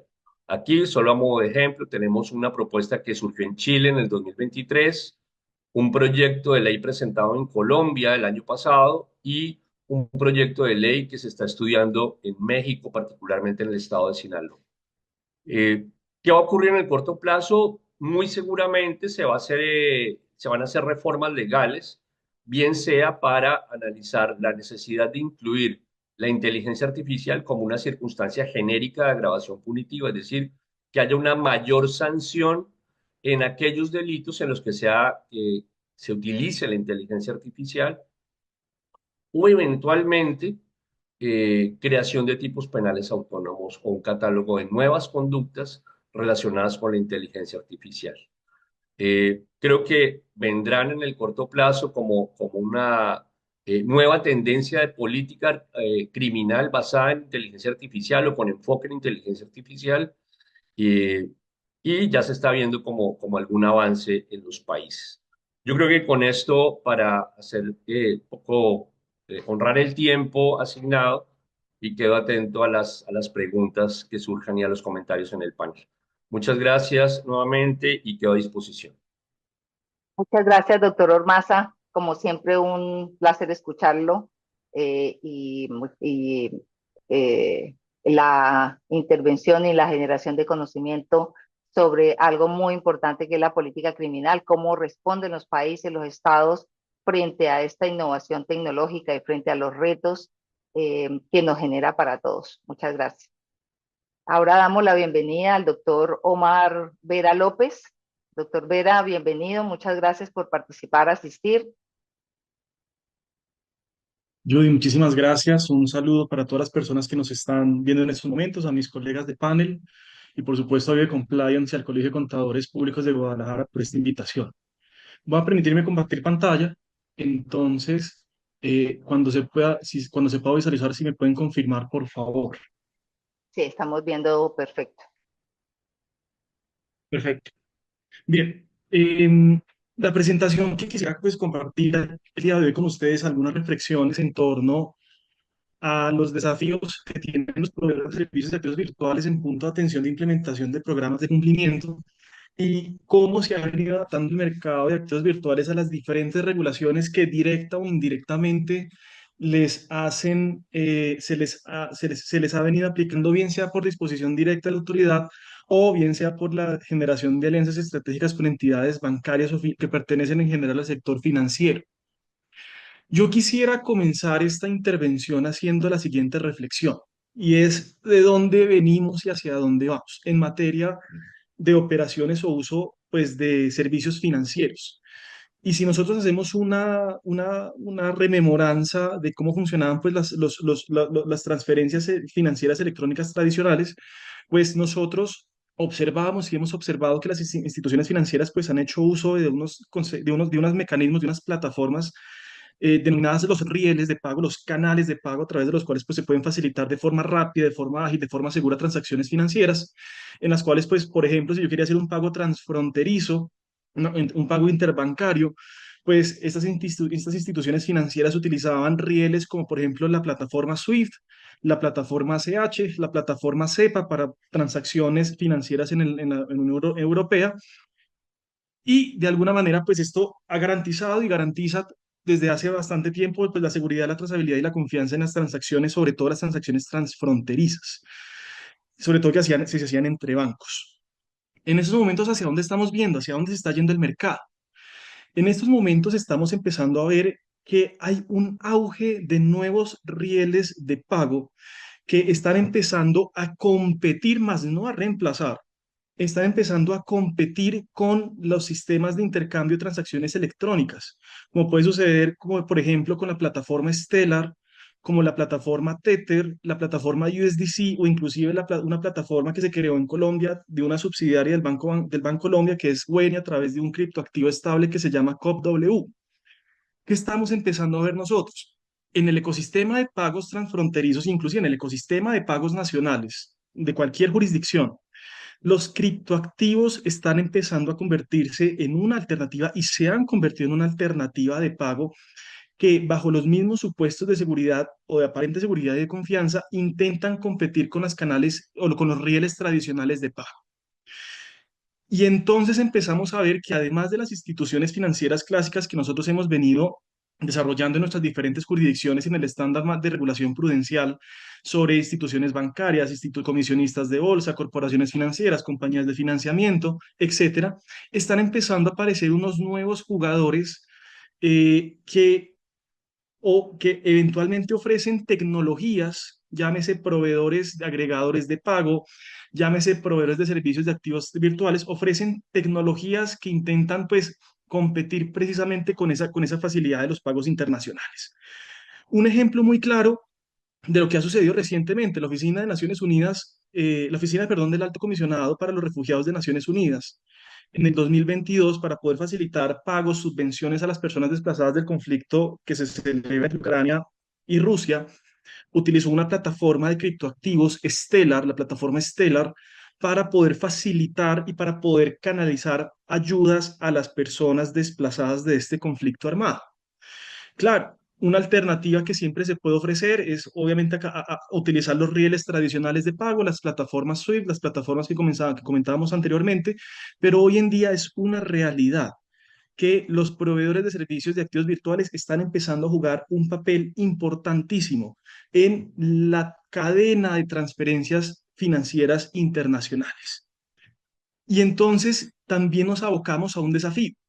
Si ya tenemos en juego una serie de criptoactivos que están empezando a competir como rieles de pago, más allá de que si yo quiero utilizar los criptoactivos como un medio de inversión, si yo quiero utilizar los criptoactivos como un medio de intercambio de bienes y servicios, con diferentes propósitos, tanto lícitos como ilícitos, como ya se comentaba anteriormente por los colegas que me antecedieron en el panel, también empezamos a entender, o mejor dicho, tenemos que empezar a entender los tipos de tokens que podemos encontrarnos en el mercado de activos digitales. Y esto haciendo una muy brevísima introducción de los desafíos. Pues porque cuando nosotros nos abocamos a entender qué tipos o cómo funciona ese mercado de los criptoactivos, cuando uno escucha en las personas de a pie, oiga, ¿qué es eso del Bitcoin? ¿Qué es eso del Tether? ¿Qué es eso del USDC? Que por allá Elon Musk salió indicando que hacía unas inversiones en Bitcoin a través de Tesla, pero que después las retiró. Pues tenemos que entender que hay tokens en general, tokens que pues están anclados en tecnologías de registro distribuido con diferentes propósitos, tanto financieros como no financieros, inclusive para generar trazabilidad legal, trazabilidad contractual, etcétera. Vamos a encontrar tokens que pueden ser fungibles y no fungibles. Dentro de esos tokens fungibles vamos a encontrar algo que se ha denominado los tokens DeFi o Decentralized Finance, de finanzas descentralizadas, donde vamos a encontrar esencialmente criptoactivos como por ejemplo medios de intercambio como Bitcoin, pero adicionalmente dentro de esos tokens de finanzas descentralizadas vamos a encontrar algo que se ha venido haciendo eco más recientemente, sobre todo en el MiCA y en Estados Unidos desde hace tal vez 2 y 3 años, que son las monedas estables, los stablecoins. Y dentro de ese grupo de las monedas estables ya también ha empezado a surgir regulación sobre monedas digitales emitidas por banca central, es decir, la CBDC. Empezamos entonces a abocarnos que pueden existir una gran variedad de tokens, una gran variedad de rieles que pueden facilitar precisamente esos mecanismos de inclusión financiera. Naturalmente facilitan actividades ilícitas, como lo comentaban mis predecesores en el panel. Y entonces el desafío es, para propósitos de qué puede hacer un proveedor de servicios de activos virtuales, cómo implementar un programa de cumplimiento, y es más importante, qué tipos de actividades pueden ser objeto de regulación, pues también resulta importante procurar entender, procurar comprender cómo puede llegar a funcionar un poco la cadena de valor del mercado de activos virtuales, qué actividades se pueden generar, qué actividades no se pueden generar y qué actividades pues pueden ser inclusive objeto de regulación. Y entonces nos hemos encontrado que en el mercado de los activos virtuales existen varios tipos de actividades, desde las famosas ICOs, Initial Coin Offerings, actividades de emisión de activos virtuales. Por ejemplo, un caso muy famoso recientemente que sucedió con el caso Libra, tristemente célebre en la República Argentina, los riesgos de los esquemas Ponzi asociados que se pueden generar con las actividades de emisión de activos digitales, las actividades de minería, las actividades de verificación de cadenas de bloques, es otra actividad que también puede ser objeto de regulación, las típicas actividades de custodia centralizada o descentralizada de activos digitales. Y un caso tal vez muy reciente y muy famoso que acaba de suceder es el caso de Bitsy, un exchange al cual le hackearon el equivalente a cerca de 1.500 millones de dólares. Vamos a tener Marketplace, lo mencionaba el doctor Andrés Ormaza anteriormente, Marketplace que pueden ofrecer cualquier tipo de actividades, tanto lícitas como ilícitas. Un ejemplo ilícito que fue el caso tal vez más icónico cuando recién se empezaba a entender el mercado de los criptoactivos, el caso de la ruta de seda, el Silk Road Case en los Estados Unidos.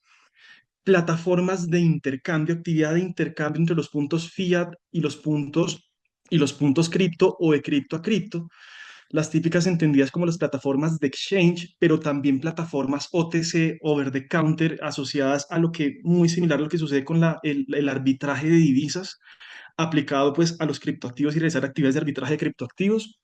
Y podemos encontrarnos también servicios de tecnología, tanto de naturaleza lícita como de naturaleza ilícita, basados en tecnología de registro distribuido. Entonces, los proveedores de activos virtuales, y esto ya lo viene diciendo Gafi desde tal vez poco más de 10 años, pueden entenderse como uno o algunas de estas actividades. Y naturalmente empieza a generarse una discusión y un desafío y es, primero, ¿qué perspectivas regulatorias se pueden generar frente a los proveedores de activos virtuales? Pero segundo, un proveedor de activos virtuales que quiera competir en reglas éticas de mercado, ¿cómo se adapta o qué tiene que tener en cuenta al momento de ejercer su actividad en condiciones de legalidad? Y claro, en esas perspectivas regulatorias, y vamos a ir de lo más general a lo más particular que nos atañe a este punto, nos vamos a encontrar con varias vertientes. Una, y que tal vez es la más importante y crítica, regulación monetaria. Los criptoactivos se pueden considerar moneda de poder liberatorio o no se pueden considerar moneda de poder liberatorio. Casos icónicos, el del Salvador, que pues recientemente acaba de volver otra vez o acaba de quitarle poder liberatorio al Bitcoin, pero tenía, el Bitcoin en El Salvador era moneda de curso legal. Vamos a encontrar unos desafíos contables y tributarios. Si yo hago operaciones con activos virtuales, entiéndase swap, entiéndase operaciones on o u off ramp, ¿cómo podría yo contabilizar esas operaciones? ¿En qué contexto? Y por supuesto, esa contabilización de esos recursos puede ser base gravable de qué tipo de impuestos. Un tema sumamente crítico en materia de pagos transfronterizos, de los cross-border payments, actividades de regulación. ¿Qué actividades tendría que someterme como proveedor de servicios de activos virtuales para poder, por ejemplo, reportar control de cambios, control de divisas a autoridades cambiarias? Porque estoy manejando inclusive operaciones cross-borders de fiat, de fiat, cripto fiat o de cripto a cripto. Un tema también sumamente importante, actividades de protección al consumidor financiero, no consumidor financiero, consumidor del mercado de criptoactivos. Mecanismos de responsabilidad, sistemas de atención al consumidor como los tienen las entidades financieras. Como lo mencionaban mis predecesores, regulación en materia de ciberseguridad, eh, riesgos de pérdida o fuga de información, inclusive protocolos para el manejo de la información y de transacciones dentro del proveedor de servicios de activos virtuales. Un tema que cada vez hace más eco y es la protección de datos personales y o datos sensibles, porque los proveedores de activos virtuales cuando hacen sus actividades de onboarding digital, pues naturalmente están recogiendo datos personales, reconocimiento facial, estamos recogiendo identidad o reconocimiento de voz, estamos recogiendo fotografías en algunos casos, estamos recogiendo documentos personales, son datos sensibles dependiendo de la regulación de protección de datos y qué tipos de medidas de seguridad debemos tener como proveedores de servicios de activos virtuales.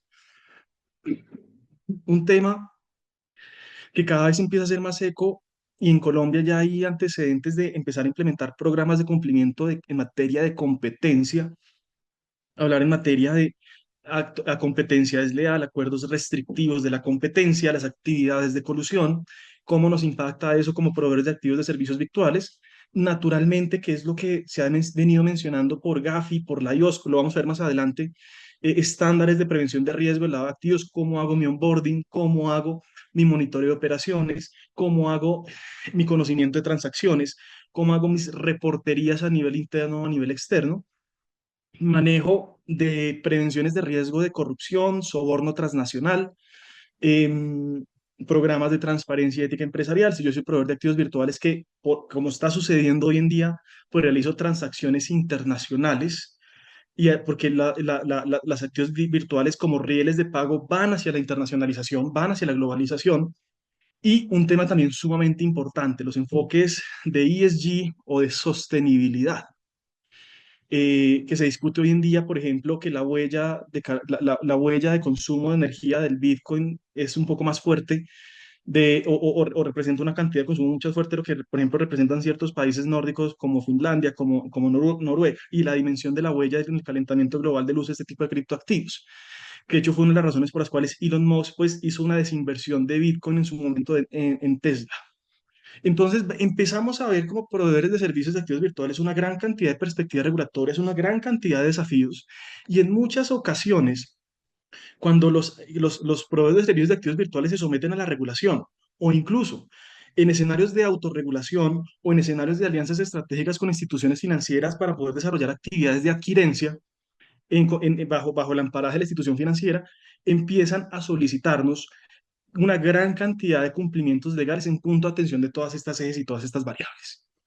Pero entonces, eso es parte de algunos de los desafíos que tenemos. Y entonces hagamos el zoom precisamente a las aproximaciones regulatorias del tema de activos virtuales en materia de lavado de activos, financiación del terrorismo y financiación de la proliferación de armas de destrucción masiva.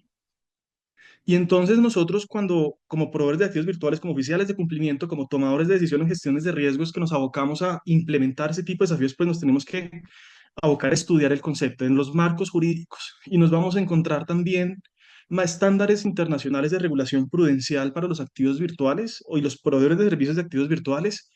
Y también nos vamos a encontrar con enfoques regulatorios a nivel país en diferentes jurisdicciones que ya han dado un paso hacia la regulación y a la caracterización del ecosistema de supervisión de los proveedores de activos de servicios virtuales.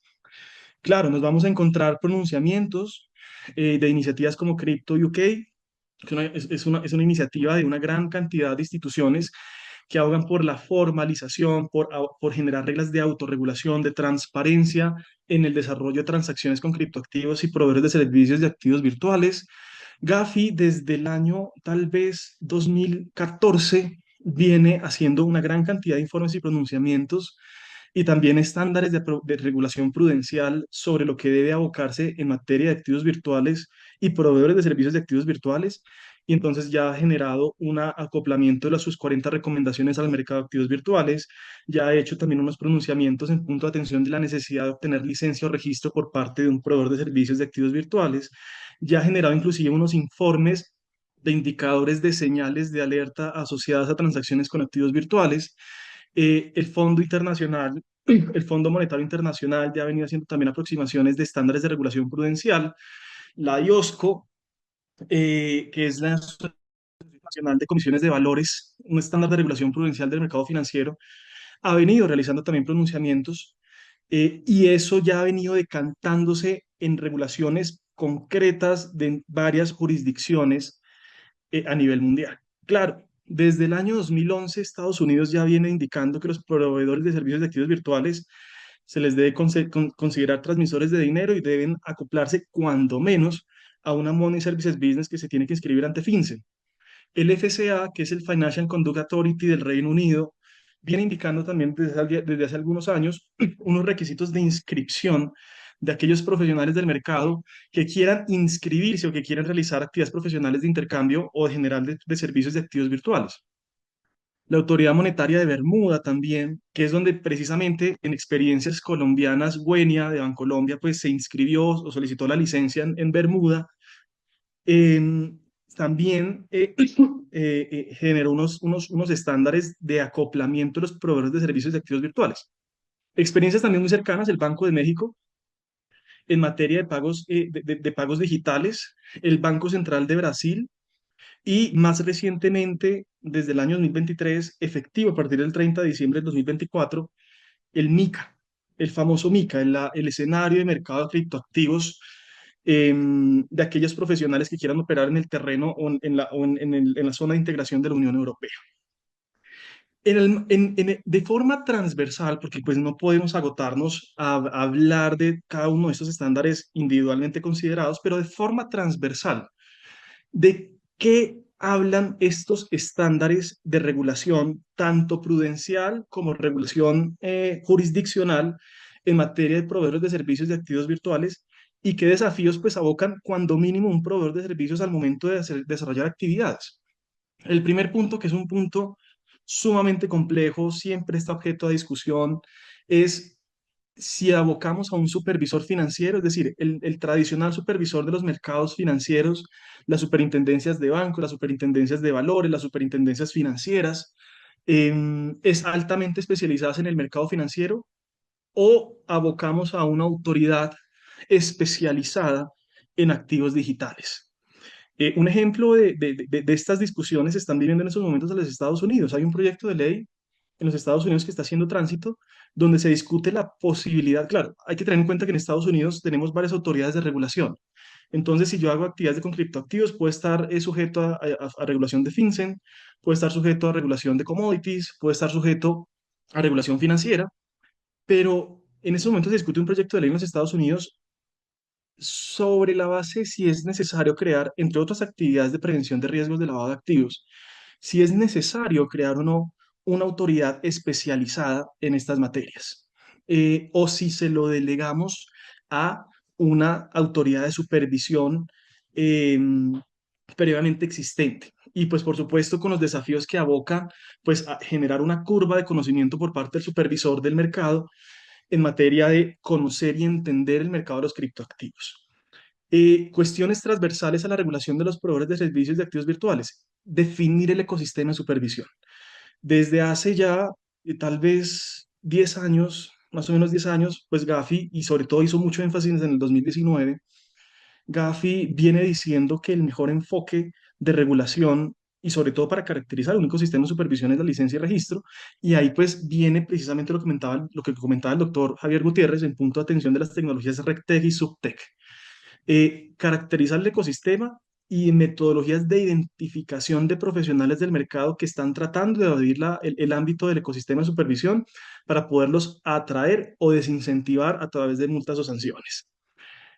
Cuestiones transversales, sanciones financieras dirigidas. Nuestros estándares Gafi nos dicen tiene que tener cuidado con los estándares de sanciones internacionales. Hay autoridades o dentro de las cuestiones transversales de los estándares de regulación jurisdiccional, quienes se aboquen a adoptar programas quienes se aboquen a licenciarse o a registrarse en estas jurisdicciones, tienen que adoptar medidas de sanciones financieras dirigidas, tal cual como funcionan con los procedimientos OFAC, tal cual como funcionan con los procedimientos de congelamiento preventivo de la resolución del Consejo de Seguridad de Naciones Unidas. Eh, Desafíos, o mejor, cuestiones transversales también, procedimientos de conocimiento de los clientes y los negocios. Y esto supone actividad de segmentación, dependiendo de los perfiles de mercado a los cuales yo me aboque como proveedor de servicios de activos virtuales. Mi enfoque de mercado va a estar encaminado hacia los clientes consumidores beneficiarios finales de transacciones y por lo tanto yo tengo que hacer una segmentación de los diferentes tipos de clientes individuales o personas naturales o jurídicas que pueden ser beneficiarios finales de esas actividades, o mi negocio como proveedor de servicios virtuales es ser la milla intermedia, o sea, y es básicamente ser un negocio B2B, por ejemplo, de banco a banco, de banco a PSAB o de empresa a PSAB, y por lo tanto mis medidas de segmentación pueden variar. O yo me voy a dedicar a cubrir todas las millas de las transacciones tanto nacionales como internacionales que se pueden generar. Y allí, pues ahí también pueden haber algunos desafíos en materia de regulación. Un tema que cada vez también hace más eco en los proveedores de servicios de activos virtuales es el conocimiento de las transacciones. Así como se tienen que conocer los segmentos de los clientes, de los usuarios, dijéramos, asimilando los conceptos financieros, pues hay que conocer las transacciones sabiendo que esto es blockchain. Y como bien se decía por los antecesores, o yo puedo construir modelos de lenguaje, es decir, desarrollo in-house, modelos prospectivos de inteligencia artificial para poder hacer analítica de información de blockchain y poder rastrear riesgos de lavado de activos, o yo puedo construir o realizar o contratar servicios como, si bien se mencionaba anteriormente, como Chainalysis, como el Leadtip, como Fireblocks, como CipherTrace, que de alguna manera ya facilitan este tipo de actividades de analítica de transacciones. Un tema, y se mencionaba como factor de riesgo por mis antecesores, es el tema del anonimato.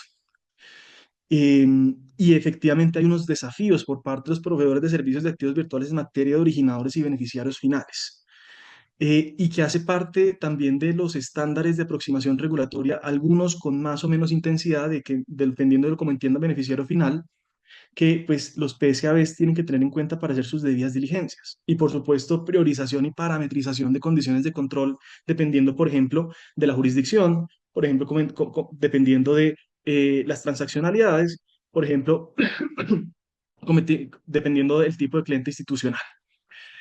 Tecnología, los estándares de regulación país abocan mucho énfasis en poder que los proveedores de servicios de activos virtuales revelen o comenten cuál es la tecnología que usarán para sus transacciones, cuáles serán sus aliados estratégicos en materia tecnológica, sus protocolos en materia de seguridad y prevención de fraude. Y un tema que también cada vez hace más eco desde la autorregulación y desde la regulación jurisdiccional, los criptoactivos con los que operan los PSABs. Si uno se aboca a tratar de ver cuántos criptoactivos hay en circulación en estos momentos, vamos a encontrar que hay una infinidad, o bueno, no digamos infinidad, millones de criptoactivos en circulación, unos más reconocidos que otros. Y pues por supuesto, como una regla de mercado, los proveedores de servicios de activos virtuales tienen que revelar con qué criptoactivos operan, y cuáles son los criptoactivos que se pueden comercializar, con los que se puede operar a través de su plataforma. Medidas de protección al consumidor. En estos momentos, con el caso que sucedió en estos días del exchange Bitsy, pero también como sucedió tal vez hace unos 10 años con MTGOX, pues que ante los riesgos de hackeo, de pérdida, de fuga de información, y de pérdida de los recursos o activos intangibles, qué mecanismos de responsabilidad hay para poder responder por los consumidores, como sí sucede en los mercados financieros tradicionales, y el monitoreo de operaciones blockchain, analítica de blockchain. ¿Qué sucede?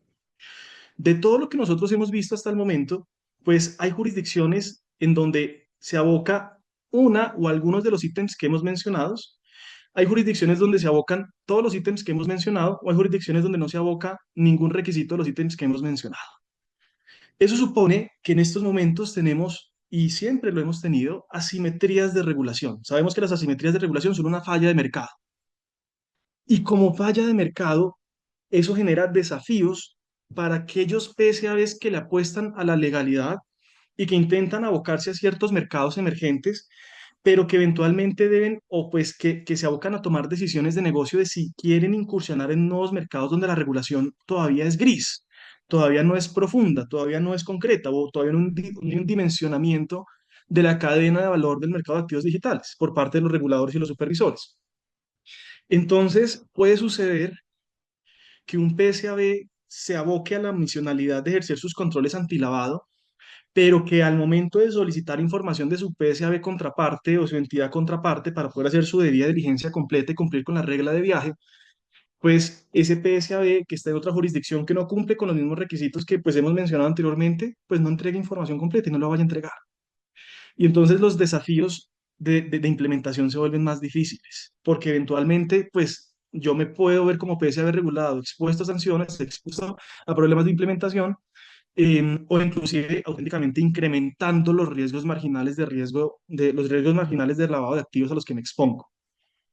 Entonces, esos son algunos de los desafíos que nosotros tenemos en las simetrías de regulación, y pues eso nos lleva entonces a hablar un poco de buenas prácticas de autorregulación en el mercado, y es entender las etapas que puede surtirse, las millas, dijéramos, que pueden surtirse en las operaciones de transacciones que involucran fiat, cripto, y que pueden ser tanto nacionales como internacionales. De nuevo, vamos a la discusión de los rieles. ¿Qué sucede? Etapas tempranas. Pues cuando usted como proveedor de servicios de activos virtuales va a abocarse al mercado y a desvincular usuarios, Gafi lo ha dicho, las regulaciones riesgo país, las regulaciones, perdón, jurisdiccionales también lo mencionan, haga identidad o haga conocimiento de su contraparte. Pero entonces, pues como esto se trata de un ecosistema fintech, un ecosistema ágil, un ecosistema altamente competido, usted tiene que pues, desarrollar herramientas tecnológicas. Usted ya no puede tal vez usar los formularios de conocimiento del cliente con 20, 40, 50 campos que se desarrollaban tal vez hace 20 años, tal vez hace 10 años. Entonces usted tiene que desarrollar onboarding ágiles sin sacrificar la calidad de la información e implementando herramientas de analítica de datos y herramientas de inteligencia artificial. En estos días veía, y lo comentaban mis colegas de panel, la suplantación utilizando inteligencia artificial. El presidente salió una publicación en X, creo que ayer o antier, de un video del actual presidente colombiano, modificado por IA, por inteligencia artificial, promocionando una actividad de criptoactivos. Y eso puede suceder en los onboarding de los PSABs. Hay herramientas que ya se han desarrollado de identidad digital que le permiten a usted identificar, primero, la jurisdicción donde se está haciendo el onboarding; segundo, si eventualmente están haciendo usos de VPN; tercero, si hay eventualmente riesgos de uso de inteligencia artificial; y cuarto, pues que la persona que está haciendo el onboarding corresponda con la que efectivamente se va a registrar como cliente, los riesgos de suplantación. Y eventualmente usted puede incrementar sus controles más o menos dependiendo del perfil o el segmento del riesgo del cliente que usted esté tratando. Cuando ya lo vincula y quiere hacer la transacción o la transferencia, fiat, cripto, fiat, pues usted tiene que entender cómo funciona el cripto con el que va a operar, el famoso white paper. Todos los criptos funcionables tienen un libro matriz que desarrolla su funcionalidad, para qué opera, cómo opera y cuáles son sus protocolos. Y usted tiene que entender también como PSAB cuál es el white paper, cómo funciona Stellar Network, cómo funciona USDT, cómo funciona USDC, cómo funciona COP-W, COP-M. Pero adicionalmente usted tiene que entender y hacer analítica de conocimiento de sus transacciones. Entonces, analítica de blockchain para poder determinar riesgos de contaminación. Y usted lo puede parametrizar dependiendo si usted necesita que sea lavado de activos, phishing, smurfing, si usted necesita que sea inclusive pornografía infantil, si usted necesita que sea mercado negro, si usted necesita que sea mezcladores, si usted necesita que sea tumblers. Y hay dos formas de hacerlo: o con desarrollos de modelos de lenguaje propios y una alta capacidad de programación y desarrollo por parte de personas técnicas, o pues usted acude a los proveedores tradicionales, no proveedores tradicionales, los proveedores que están operando ahorita en el mercado: SumSub, Chainalysis, Elliptic, Fireblocks, CyberTrace, etcétera. Análisis de redes transaccionales, como le decía el doctor Javier Gutiérrez, segmentación de los factores de riesgo para hacer análisis de las operaciones y pues por supuesto para poder cumplir con la regla de viaje, análisis de beneficiarios finales, entender quién va a recibir del otro lado. Si se va a recibir una billetera centralizada, ¿quién es el PSAB contraparte? Si se va a recibir en una billetera centralizada, ¿quién es el tercero? Entender los comportamientos de mercado, hacer análisis de las operaciones inclusive de esos terceros dependiendo de los montos transaccionales. Un ejemplo de lo anterior, y esto lo hice ayer en 10 minutos, esta es una transacción de una billetera digital. Ustedes están viendo en pantalla, y perdón que me extendí, me disculpo con ustedes, ya estoy finalizando. Ustedes están viendo en pantalla una billetera digital que logré identificar en una página web que se llama TronScan, que tiene un riesgo de phishing. Varias personas que han tenido transacciones hash o transacciones digitales de criptoactivos con esta billetera la han marcado por estar asociada a un riesgo de suplantación y robo de datos personales. Entonces, con esta billetera digital, y usted puede ir a otra página que se llama Arkham, y usted puede revisar cuáles han sido las transacciones de entrada o cuáles han sido los hash, dijémoslo técnicamente, los hash de entrada y de salida que ha hecho esta billetera y con quiénes son las billeteras digitales con quienes más transaccionan. Y entonces, por ejemplo, yo me encuentro que hay una billetera con la cual ha transaccionado cerca o el equivalente a $34.060, el equivalente pues en Tether. Y si yo quiero, y ha hecho una cantidad de 8 transacciones, y entonces quiero revisar, por ejemplo, las transacciones de la billetera que está marcada como phishing, con esa billetera que marca los $36.000, pues veo que ha hecho varias transacciones en un periodo más o menos de un mes, y eventualmente yo puedo empezar a hacer los análisis de redes y los análisis de información. Y eventualmente yo puedo hacer hacer una actividad mucho más profunda de ver cuáles son los flujos de ingreso y de salida de esas billeteras. Y eventualmente puede suceder, y ha sucedido, que por ejemplo los puntos de destino o de salida de esas billeteras que sean marcadas como lavado, como phishing, como etcétera, puedan tener puntos de inicio o de salida con billeteras administradas por proveedores de servicios de activos virtuales. Y allí entonces se pueden hacer actividades de verificación, de complementación de información, sobre todo en los escenarios de regulación jurisdiccional. Entonces, me disculpo si de pronto he pasado muy rápido por todos los temas, pero pues quería dar como una perspectiva amplia de los desafíos regulatorios y también como algunas buenas prácticas y algunos ejemplos de uso. Esto, por ejemplo, que les estoy mostrando, pude realizarlo el día de ayer con herramientas muy sencillas: StrongScan, Arkham, para poder realizar análisis, pero por supuesto usted le puede meter a esto capas de complejidad de programación de lenguaje, capas de complejidad de uso de inteligencia artificial, capas de complejidad en modelos prospectivos de uso de inteligencia artificial para poder hacer análisis prospectivo y análisis predictivo de operaciones inusuales o operaciones sospechosas. Eso es lo que quería comentar con ustedes. Me perdón por excederme en el tiempo. Muchas gracias. Doctor Vera, muchas gracias. De verdad que realmente es un gran desafío que tenemos todos contra las nuevas tecnologías que usted menciona y otras tantas que se quedaron por mencionar y todo lo que significa este tema de las operaciones en las que definitivamente los oficiales de cumplimiento y todos quienes estamos en esta área de compliance pues tenemos que conocer y estoy completamente de acuerdo en que uno de los aspectos principales de los que no hemos hablado todavía es sobre el tema de la protección de datos personales. Y vamos a empezar ahora una sesión corta de preguntas, pero me voy a quedar con una pregunta que le están formulando a usted específicamente sobre la regla de viaje. Alexei dice desde Venezuela, ¿qué acciones aplican para regular la regla de viaje en estos países para controlar las operaciones? Bueno, varios temas en punto de cumplimiento de regla de viaje y eficacia en el cumplimiento de regla de viaje. Vamos a tener dos desafíos. Si estamos en una jurisdicción regulada, las jurisdicciones reguladas adoptando el estándar Gafi abogan por la implementación de obtener la mayor cantidad de información en materia de originadores y beneficiarios. Es decir, lo anterior, que usted como oficial de cumplimiento y usted tiene que proponer decisiones a las unidades comerciales y a los tomadores de decisión de negocio, de definir controles muy puntuales en materia de si no se cumple con el requisito mínimo de información para poder finalizar el conocimiento de la persona a quien se dirige la transacción, tome la decisión de evitar la transacción por gestión de riesgo. Y eso se puede hacer de manera mucho más sencilla, porque estoy hablando de lo más difícil, vamos a lo más complejo. Se puede hacer de manera mucho más sencilla en jurisdicciones como precisamente los Estados Unidos, la Unión Europea, el Reino Unido.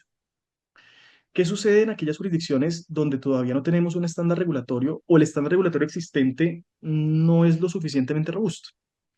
Dos mecanismos. O eventualmente usted se adapta a un estándar de autorregulación, o eventualmente usted exige a su contraparte con una posición de negocio, posición dominante de negocio o pues alianza estratégica, la necesidad de acoplarse a esos estándares internacionales. O incluso, si usted es un proveedor de servicios de activos virtuales y su mayor mercado y relacionamiento comercial se encuentra en jurisdicciones ya estrictamente o fuertemente reguladas, usted necesariamente por medida comercial, porque cuando usted haga las alianzas comerciales se lo van a exigir sus contrapartes, adopte esos estándares voluntariamente. ¿Qué medidas pueden hacer más eficaz este tipo de asequibilidad con el cumplimiento de la regla de viaje? En primer lugar, las contrapartes de un relacionamiento comercial con los PSAs regulados en las jurisdicciones. En segundo lugar, los estándares de regulación prudencial. Gafi tiene si bien es cierto, son estándares de regulación prudencial, pues a través del mecanismo de sus evaluaciones mutuas puede generar incentivos a las jurisdicciones que todavía no cumplan con los estándares completamente de estas regulaciones a seguir implementando medidas de fortalecimiento. Y eso puede generar pues los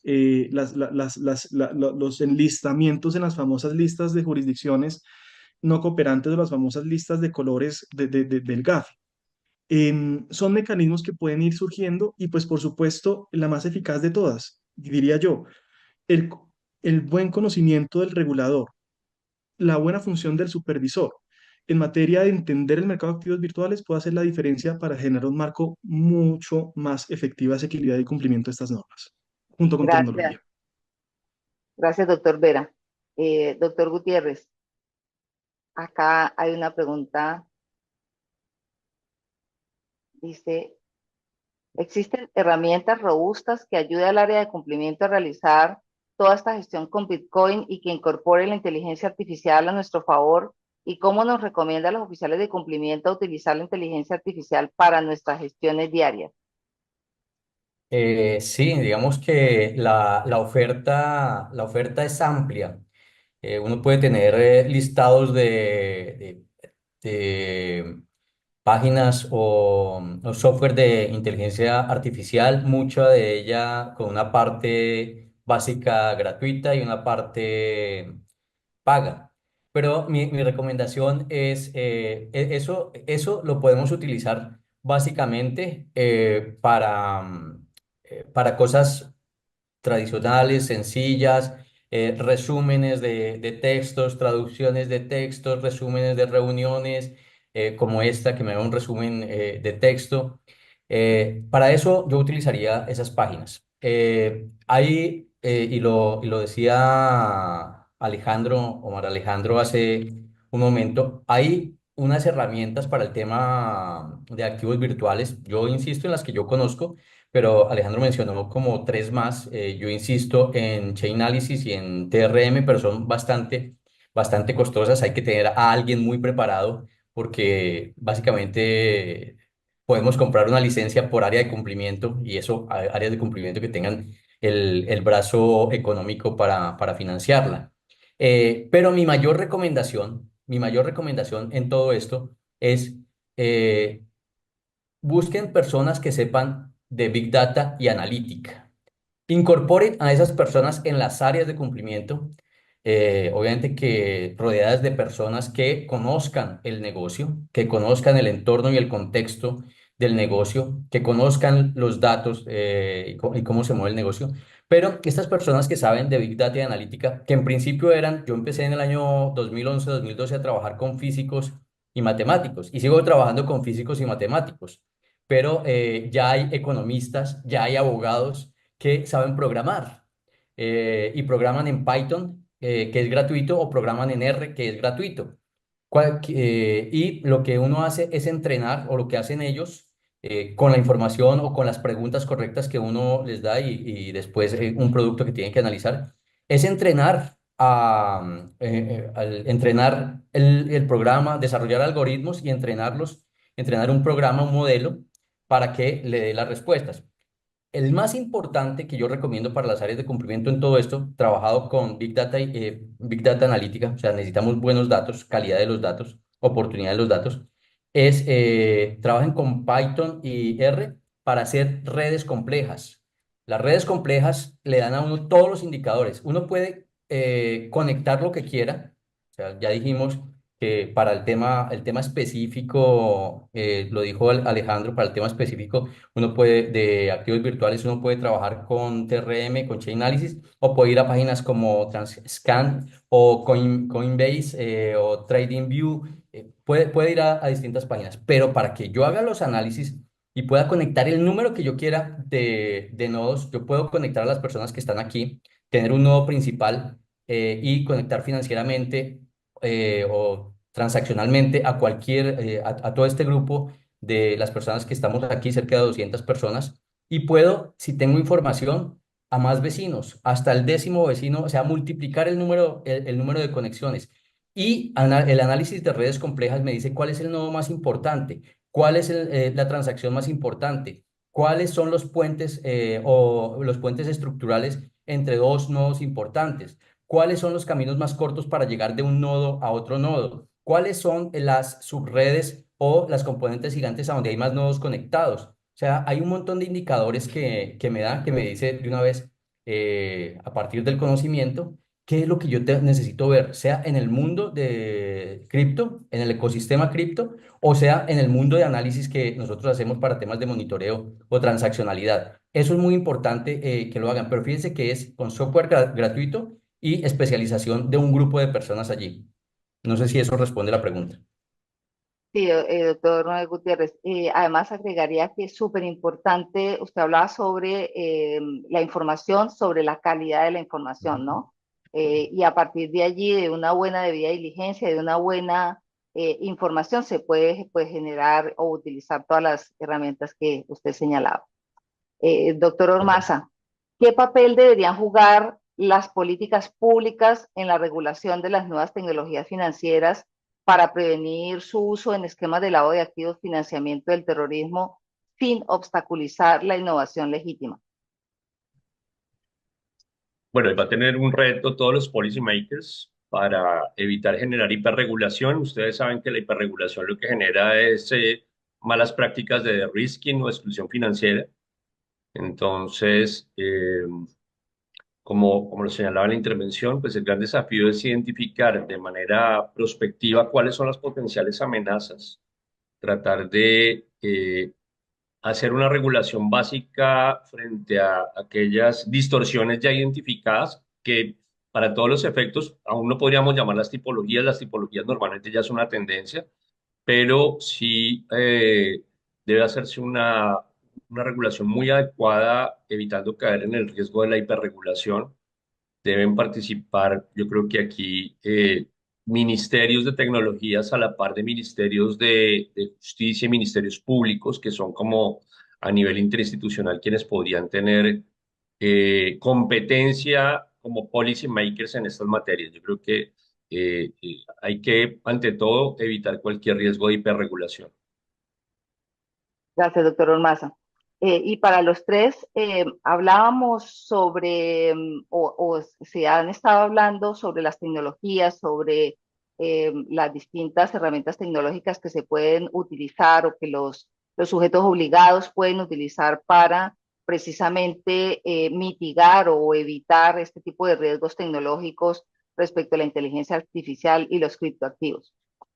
Pero desde el punto de vista profesional, personal, humano, del oficial de cumplimiento, de quienes hasta el momento hemos desarrollado las medidas de mitigación o hemos aplicado controles conservadores, digamos, ¿cómo deberíamos empezar a hacer el cambio de paradigma, el cambio de switch a nivel interno en nuestras organizaciones? Porque sí, hasta el momento se utiliza muy poca inteligencia artificial y herramientas tecnológicas y es difícil convencer a la alta gerencia, convencer al órgano de gobierno para entregar mayor presupuesto. ¿Cuál es la recomendación de ustedes desde la experiencia que tienen, desde la larga experiencia de manejar este tipo de temas a nivel interno? El que quiera empezar. Si quieren, yo me lanzo porque creo que la exposición de Vale. Javier y de Omar va a ser mucho más completa. Entonces, yo creo que aquí viene una serie de desafíos importantes, pero el principal es que el uso de la inteligencia artificial, lo que puede ser una herramienta potenciadora de unas mejores matrices de riesgo, de una identificación mucho más precisa de sectores de riesgo, y con eso incluso se va a fortalecer en general el sistema, por ejemplo, en la ponderación del riesgo de los PEPs. Yo siempre he sostenido en otros foros que el problema, por ejemplo, de las listas de PEPs a partir del alcance funcional del cargo que se considera PEP es que deja por fuera muchos perfiles de alto riesgo, por ejemplo, en la administración pública. Y siempre he citado a modo de ejemplo un director de un establecimiento penitenciario, que no tiene por regla general en nuestras legislaciones el alcance de PEP, pero es un perfil de altísimo riesgo por casos de vulnerabilidad de corrupción.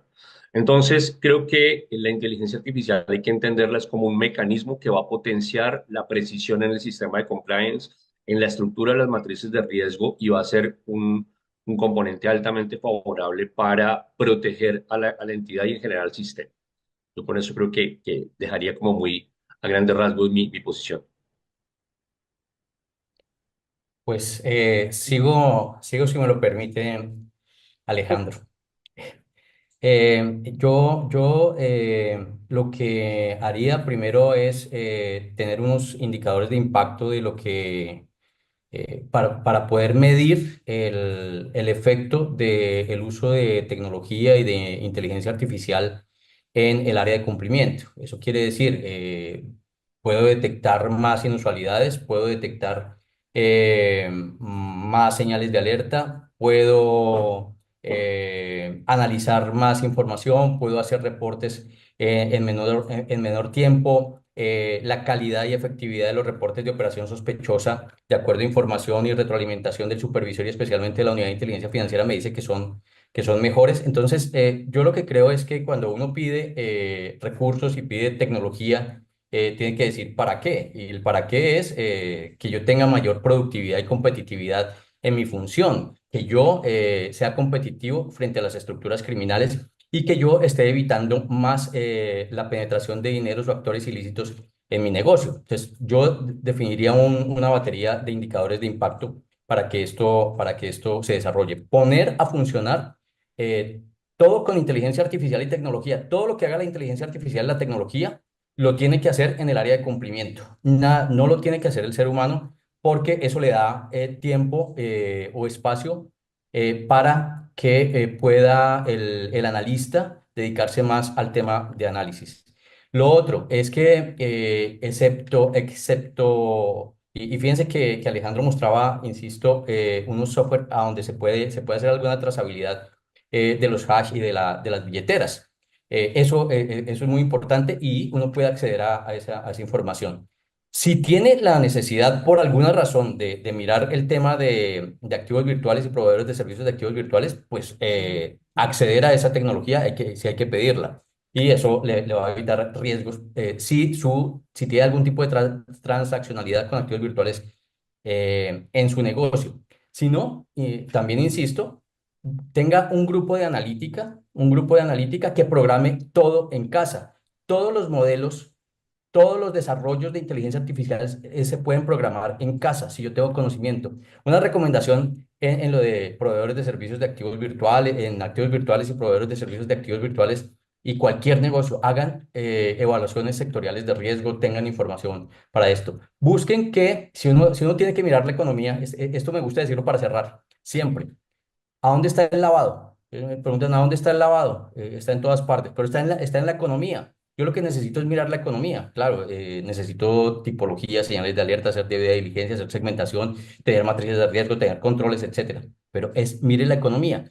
Hay modelos de inteligencia artificial para mirar la economía. ¿Qué variable o qué cruce de variables se comporta distinto o atípicamente en algún momento, en alguna región, en algún sector, subsector o actividad económica? Y ese me dice, ahí hay una señal de alerta y sobre esa empiezo a analizar. Entonces, inteligencia artificial para mirar cómo se comporta la economía. Dejo ahí para no extenderme más. Gracias. Antes de la intervención del doctor Vera, por favor, si nos colocan en el chat sus nombres, correos, para que algunos de los participantes los puedan contactar, sería genial. Doctor Vera.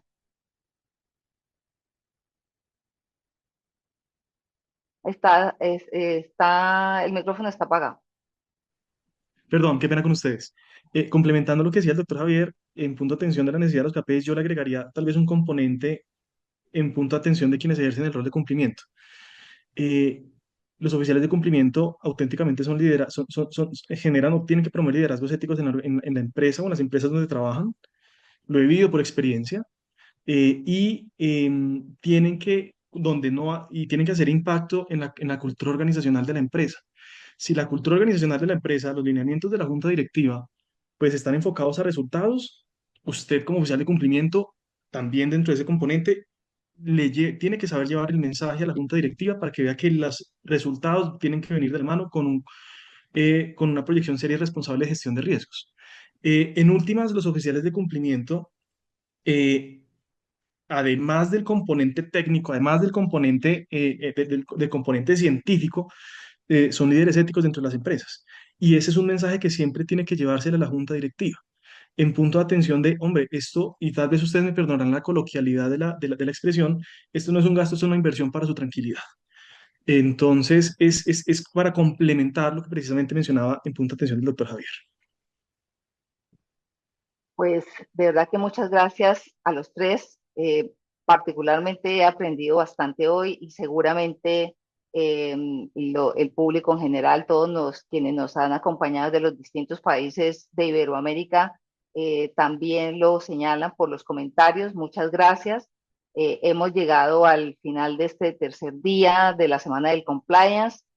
Muchas gracias a todos por participar, a los panelistas por sus aportes en esta excelente jornada de reflexión, de repensar cuáles son nuestras prácticas y qué tenemos que hacer de ahora en adelante desde cada uno de nuestros trabajos, desde cada una de nuestras posiciones, para abordar este nuevo reto de las nuevas tecnologías, de la inteligencia artificial, enfocada, por supuesto, a la prevención del lavado de activos y el financiamiento del terrorismo. Muchas gracias por la participación. Los invitamos mañana al panel del cumplimiento de la transformación, liderazgo con enfoque de género, en nombre de Vive Compliance Magazine y del Colegio de Contadores Públicos de Guadalajara, Jalisco. Les agradecemos muchísimo la atención y el acompañamiento en esta nueva jornada. Continuamos mañana con más contenido de valor. en esta semana del Compliance Internacional. Muchas gracias por acompañarnos. Ha sido un honor y un placer estar con ustedes.